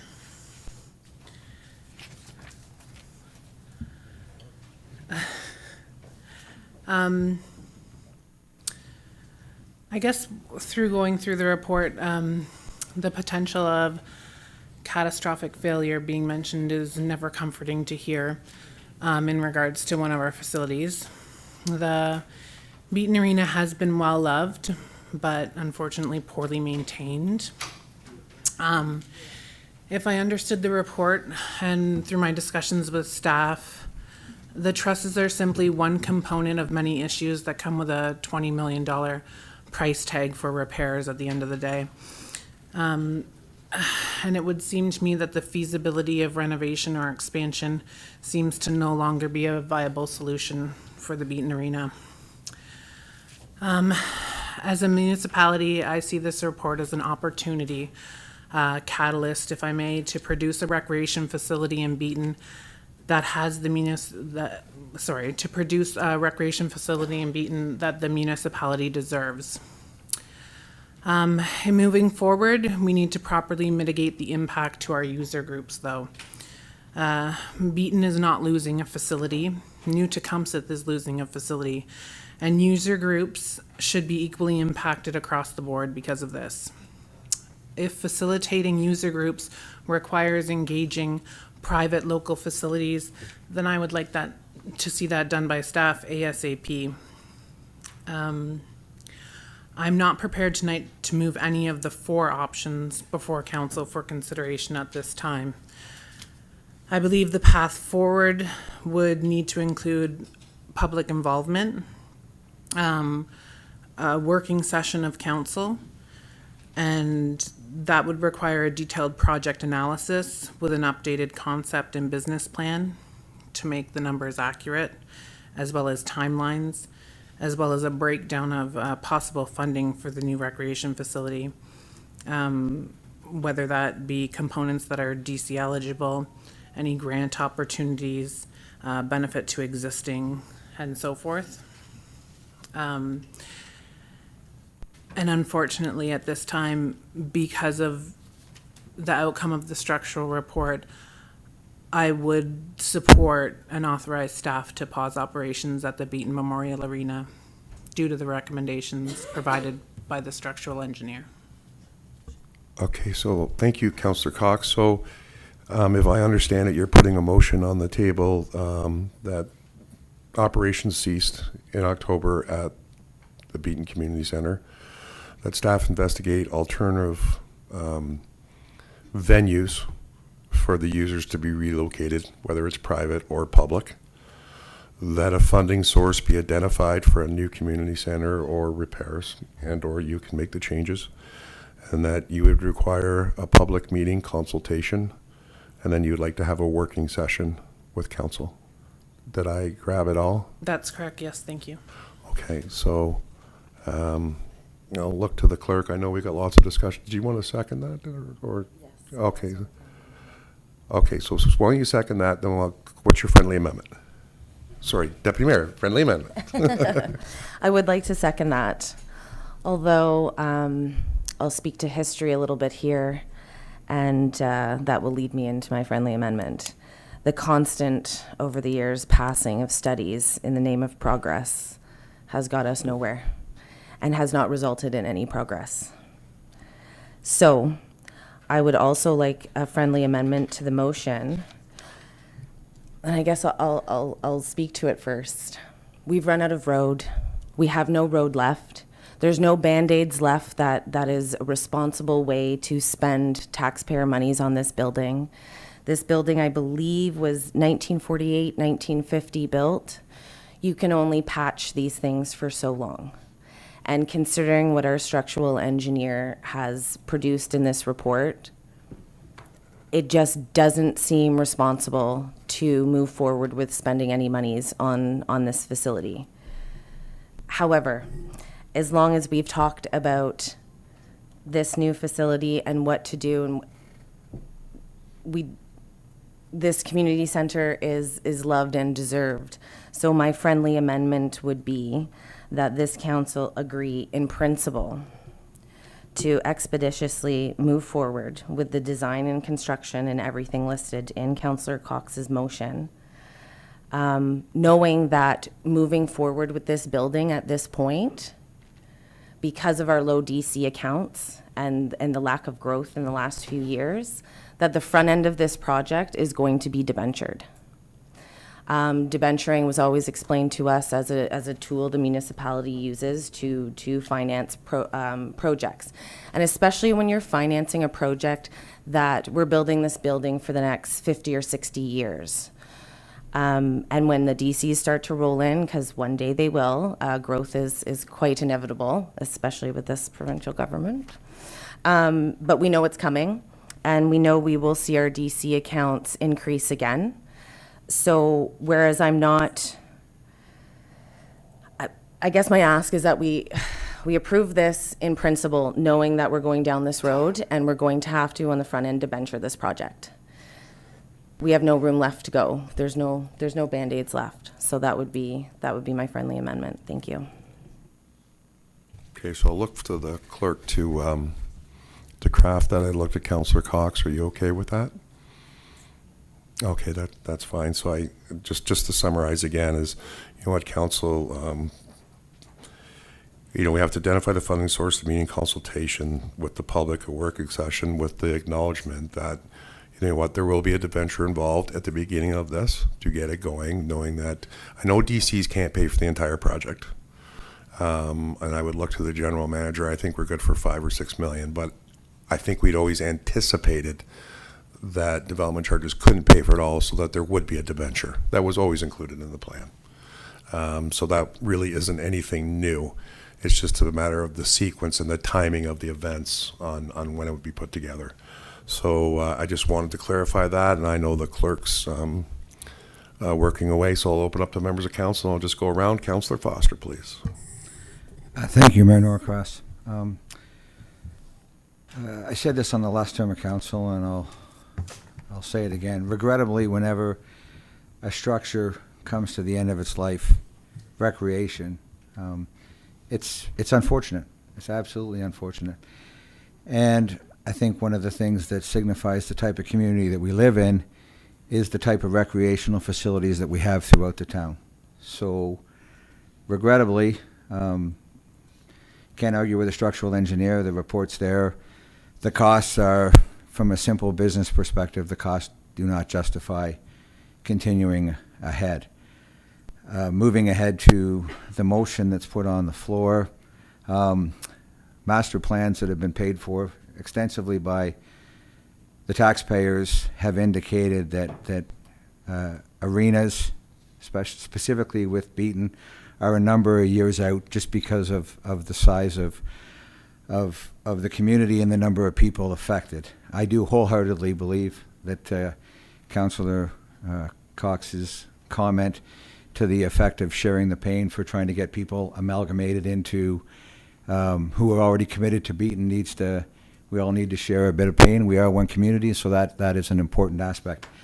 But for myself, I've said it publicly and I'll say it again, I have never been in favor of a Beaton Arena because I think it goes, at this point in time, only because it goes against, I believe, a community center, a meeting place, but as far as an arena, and I think to go ahead as a result of this and identify a funding source and everything else does not really present fairness to the rest of the municipality, the other communities, and the community as a whole. There is a reality that the population, you generally put facilities where the majority of the population is, and so in some aspects I completely agree with the motion. In other aspects I don't, and depending on the vote, I would suggest that we move ahead with demolition because it's just the reality. And so why delay the inevitable? Those are my comments. Thank you, Councillor Foster. Councillor Masters. Thank you, Worship. Well, I've been at this for 14 years now on the FAB Association. As you know, the town has spent between 1.5 or $2 million already on expropriating land for this development. We've taken down homes. We have a town centre planned as part of this new community centre. It's not just a recreational community centre for Beaton. It's an addition for the whole town, and the prospect of opening up our centre and making it more user friendly for shoppers and so on is part of it. But this history goes back to 1947 when it was actually built, and we, as Ray Lisk has already said, we've produced so many famous hockey players from there. But I just want to reiterate again that the Ball Hockey League was founded in Beaton. It's now the largest ball hockey association in North America, and so that little community center and arena has done an awful lot of work for a small town, and which we now know the build out is going to be closer to 10,000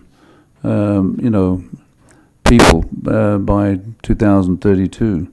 So we will have, when the development does come in, we will have the revenue to be able to support it. But I also want to reiterate that we've also committed, as part of our strategic plan for the town of New Tecumseh, that we maintain our 3 distinct communities, and that's part of it. Part of the amalgamation was we were to keep all infrastructure, the principle of it, the way it was, the way the town was before amalgamation, and Beaton has already had a community center and arena.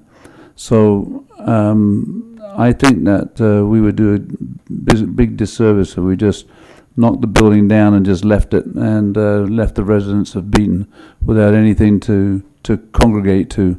We've got the fair coming up, the fall fair, which is one of the biggest agricultural fairs around in South Simcoe, which takes, includes the Beaton facility.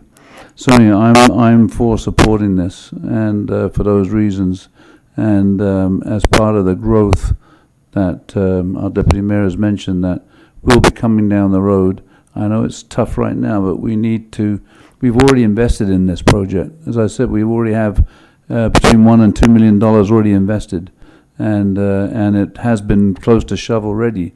So I think that we need to persevere and move forward and come up with the funds to get this built. Thank you. Thank you, Councillor Masters. Councillor Jacks? Thank you, Your Worship. I think that it's a tricky situation when we look.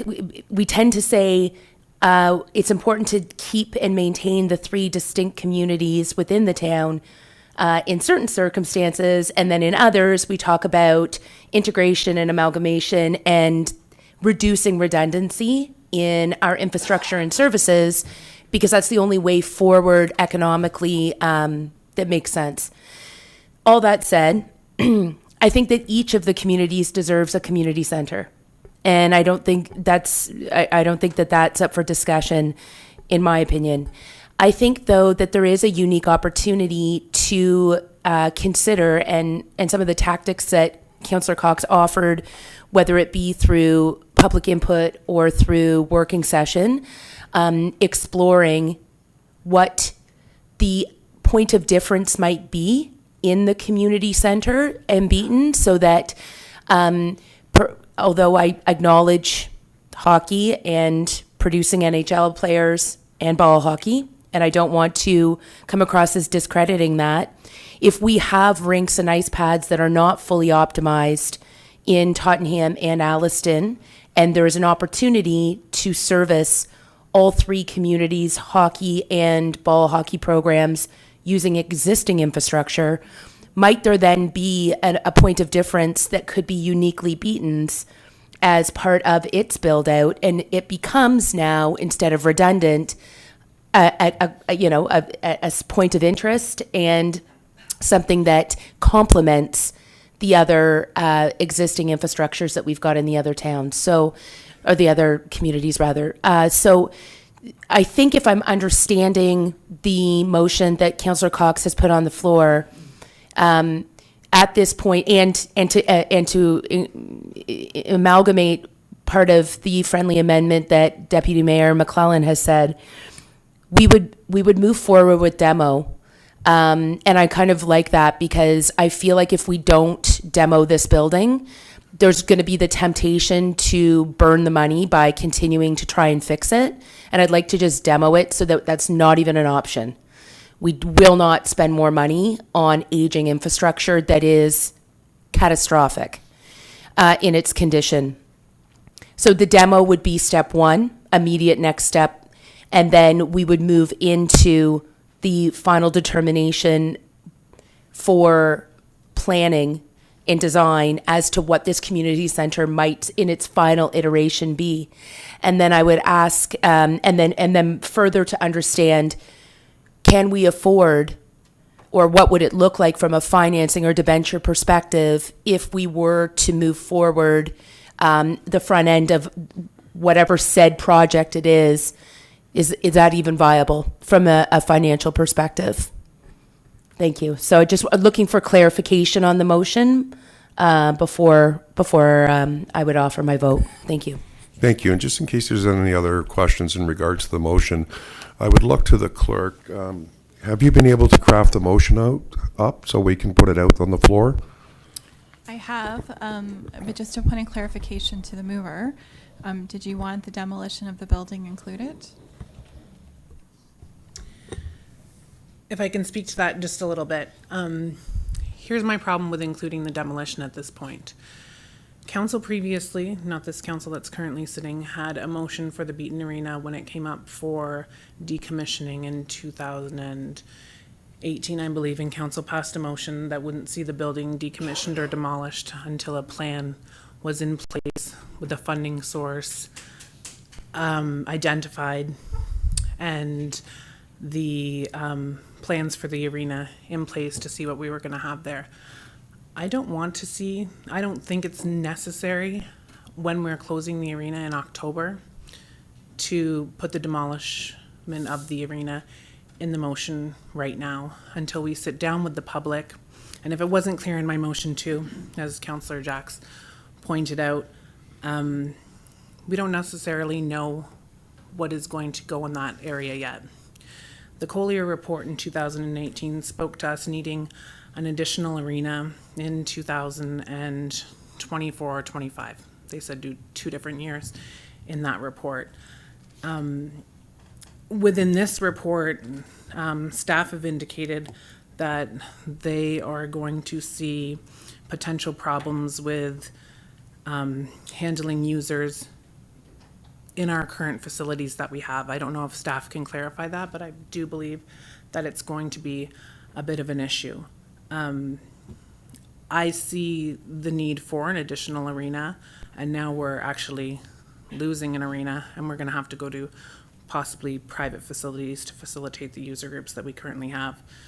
So within my motion, it's not just centered around replacing it with the same facility that we have now. If there's a potential for a double pad there, that increases. If there's a potential for a pool there, that's something that's setting Beaton apart from the other areas of our municipality. But I think we do need to investigate and involve the public in the decision of what's going to go there and what's the best for the community and the municipality. So I'll look to the clerk. Could you please verify the motion? Yeah, I wanted to get the motion on the floor. That was the ask. Yes, Your Worship. That report number PRC 2023-18 be received, and further that the staff receive council's approval to pause operations at the Beaton Memorial Arena commencing in October 2023 due to recommendations provided by the structural engineer. And further that staff be directed to investigate alternative venues for user groups to use in the interim. And further that council I'm going to need help with this word, exponentially approve moving forward with the replacement of the Beaton Memorial Arena in principle, and that the funding source be identified. And further that staff be directed to set up a working session of council for community consultation on this project. Thank you. And I would just confirm with the mover, Councillor Cox, you're good with that? Okay, the second is good. So do you have a clarification then, Councillor Jacks, after hearing it? Yes, thank you. Welcome. Just to add, thank you for the clarification. Is it realistic to ask this evening if, regardless of what, pool, double pad, who knows what, regardless of what the infrastructure is debenturing upfront in the front load to begin immediate the project, executing the project immediately, is that feasible? Is that unrealistic for me to ask that question and put you on the spot? Thank you. I would go to the GM for your response. So through your worship to Councillor Jacks, I think the information that's been presented to council over the last 6 months, really since the long-term financial plan has been presented, in addition to information regarding, the expediting of our water capacity, I wouldn't feel comfortable at this point in time, without doing further research, whether it would be prudent to commit the town to a significant debenture, knowing the circumstances are not solidified at this point in time. Okay, and I thank you for that, GM. So I think that was in the request for the motion, Councillor Cox, that funding sources come back and be identified, which would allow the general manager to take a look. I'm correct when I say that? Yes, you are, and Thank you. I would assume that funding would come back for the savings of not operating the Beaton Arena too. That's a good point. I saw that in the report. Okay, so Councillor Biss, and then I'll call the vote on the motion. Thank you. Okay, yeah. Sorry.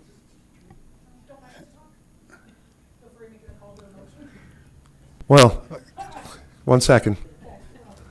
All right.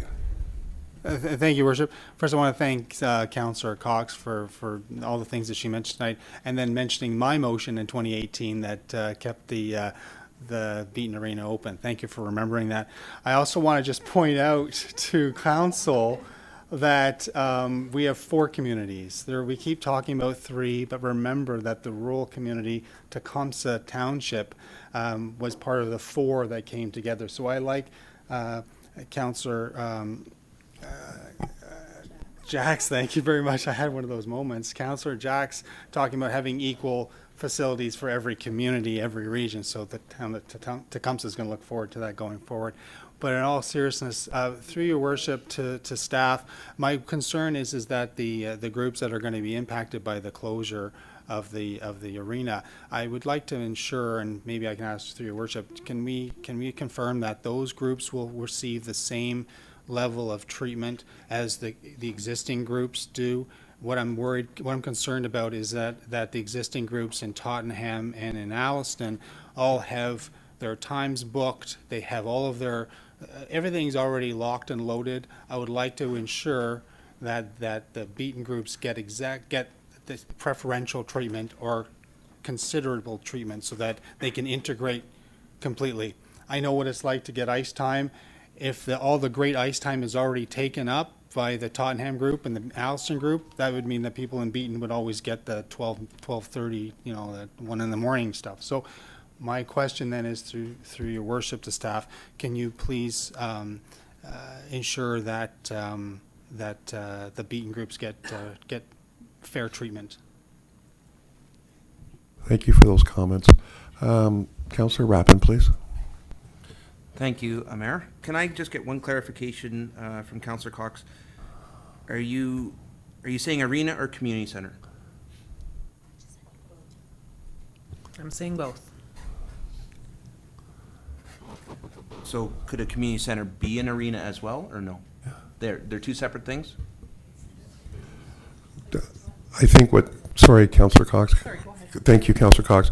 The way I interpret the motion is that Councillor Cox putting forward a Beaton Community Center that has the availability to include an arena and other unique opportunities that may not exist in the town of New Tecumseh.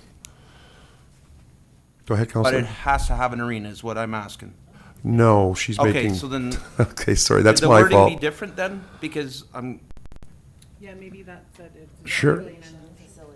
Sure, whatever. Go ahead, Councillor. Okay, no, and so. No, we can address it. We will address it so that everyone's comfortable. I appreciate that. It does affect what I'm going with. There was a report in the council meeting from the welcoming week that said that we'd experienced a 73.7 increase in our immigrant population. That was the phrase. Forgive me if that's the wrong way of saying it. So that was from the census of 2016 to 2021. So if I extrapolate that 5 years and I go forward 20 years from now, assuming 73%, which I'm going to tell you right now it's going to be higher as we go. That's my guess. That would, and just taking just a round number, 300. Let's say there's 300 in the area of Beaton, and every every 5 years, it's going to go up 73.7% immigration. That would take us those 300 in 20 years. It'll take that 300 and make them 1,562, which is a considerable number, but it's also a different demographic. And it's a demographic that we don't necessarily understand, and that may want different things from their community. And if we're debenturing, we're asking a group that 25 years down the road goes, why do we even have this? We don't play it, to keep paying for it. So I want us to just think about that aspect of it, please. I also wanted just, we'll have it, I want to understand, is it closing in October because that's when the hockey season starts, or is it there's potential snowfall? It's the potential snow load that will start in October, and with the snow load, that's when, the roof could. Okay.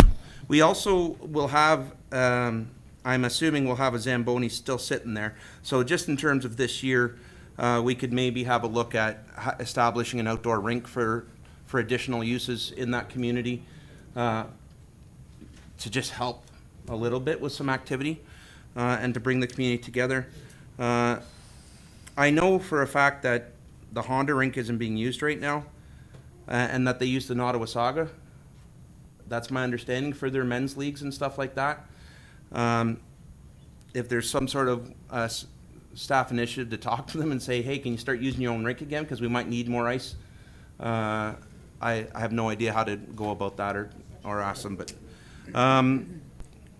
but as Councillor Masters brought up, the idea of ball hockey and how big it is in the town of Beaton, or we're the town of Newtecumseh. So what do I call the something of Beaton? The community of Beaton.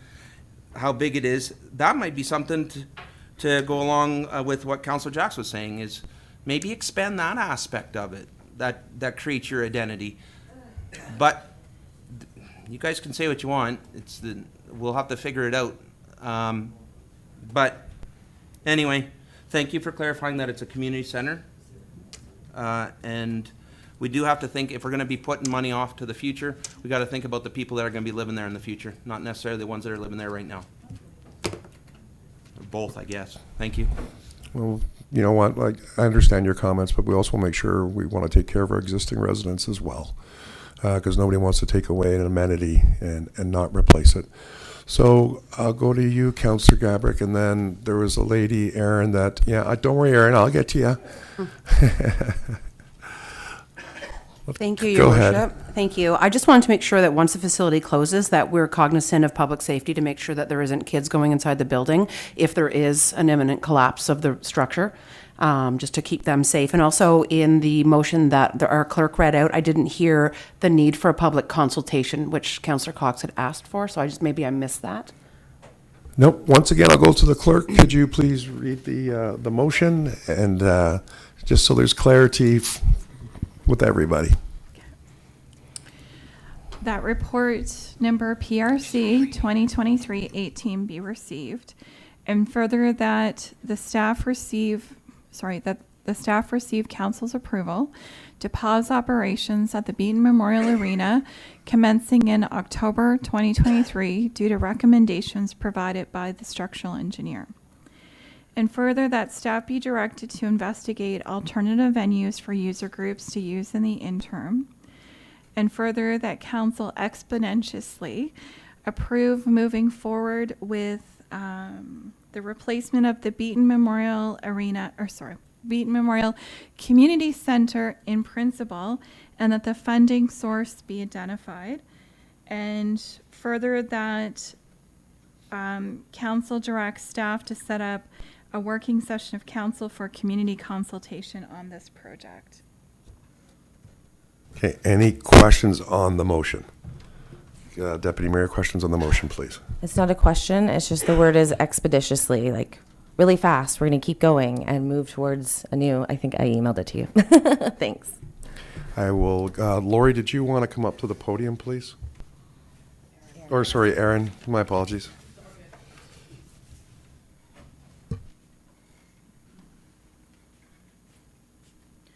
So obviously, I'm Erin Nolan. I'm here tonight as the delegate for the Beaton Athletic Association. I also represent the Simcoe Region Local League as part of their scheduling committee, which we meet tomorrow night to schedule hockey. Essentially, this is a big topic of discussion, and I am one of several user groups that uses the Beaton facility. I only found out, the Beaton Athletic Association only found out about this because Councillor Cox posted something on Facebook on Friday. It would have been nice for the main users of the facility to be notified of what was being done. It does affect our planning significantly for this year. Last year, we can talk just hockey, but there's hockey, there is curling. There are community events, there are men's leagues, there are birthday parties, there is public skating that happens at this arena. New Tecumseh does not offer regular public transportation for families or children to be able to access other facilities. I know we talk about Beaton doesn't need this or that, but what if I have a mom who can't drive and Beaton hockey is, or the Beaton Arena is where her child can learn to skate because she can't get them to New Tecumseh, or she can't get them to Tottenham. What happens when, I don't know, crime, vandalism rates increase in Beaton because there isn't four-season recreation for the youth in Beaton? And I'm not saying it just has to be an arena, but other opportunities. There are dances. There are other things there. I personally have no longer have a child even playing hockey anymore for Beaton Athletic Association. I've actually chosen to stay on as a volunteer to support and be a voice for these kids. And in fact, we talk about it's Alliston, Beaton, Tottenham, rural areas. It are other areas who are accessing these facilities as well. I'm currently a resident of Agila Tosaranio, and my son drove from Everett to play hockey in the Beaton Athletic Association. He had other players on his team who came from ESSA, who came from Agila Tos. So we're not just talking about our community, we're impacting a number of other communities. I do, standing here tonight, before I leave, I need to know that my association, that my kids that are planning on playing hockey next year are going to be considered equally like the other associations and other users, town users.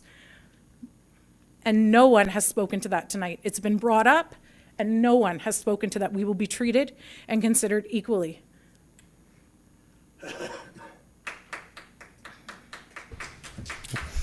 The town has sat back for a number of years and done nothing about the Beaton facility. I am a Please no clapping from the audience because we cannot hear the present. We can't hear her. Sorry. I am a born and raised Alliston girl. I have watched the changes. I have watched the Alliston Memorial Arena be taken from and revitalized, right? It's still being used. But I can't stand here tonight and I can't walk away not being able to go back to my families and my association and assure them that we are going to be considered equally amongst all of the other user groups.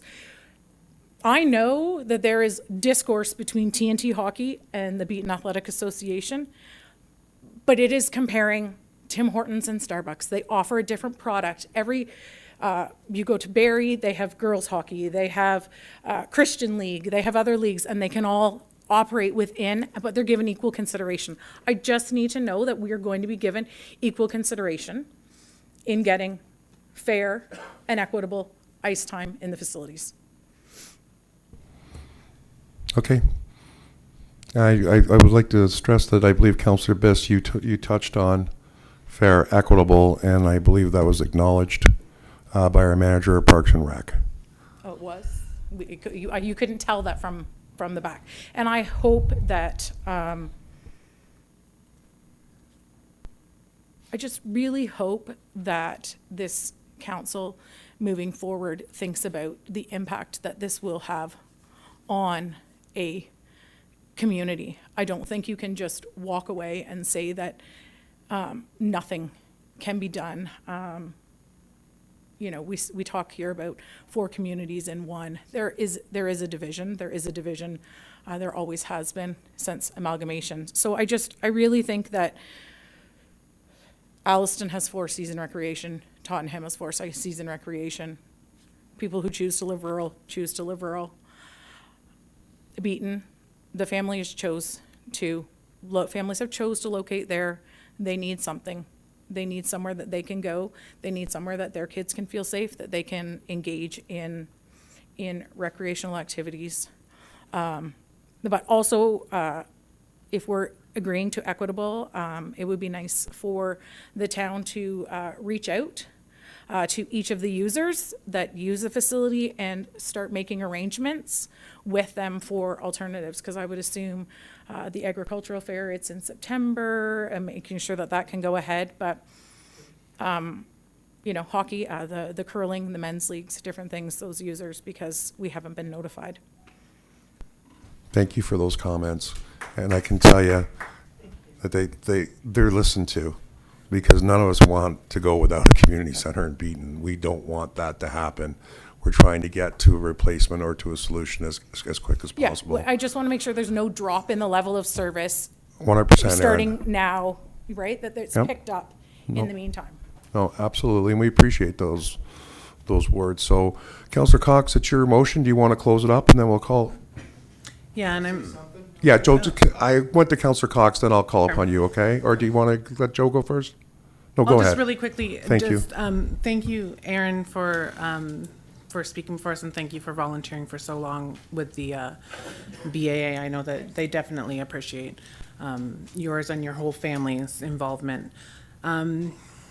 Just to go over what Aaron was saying, if we can, and I'm sorry, Clerk, that we're maybe amending this again, if we can change community center to recreation facility, please, in the motion. If we have the ability to add that, and I believe I spoke to it in my little, the beginning of when I was talking, that that the user groups should be equally impacted across the board in the municipality.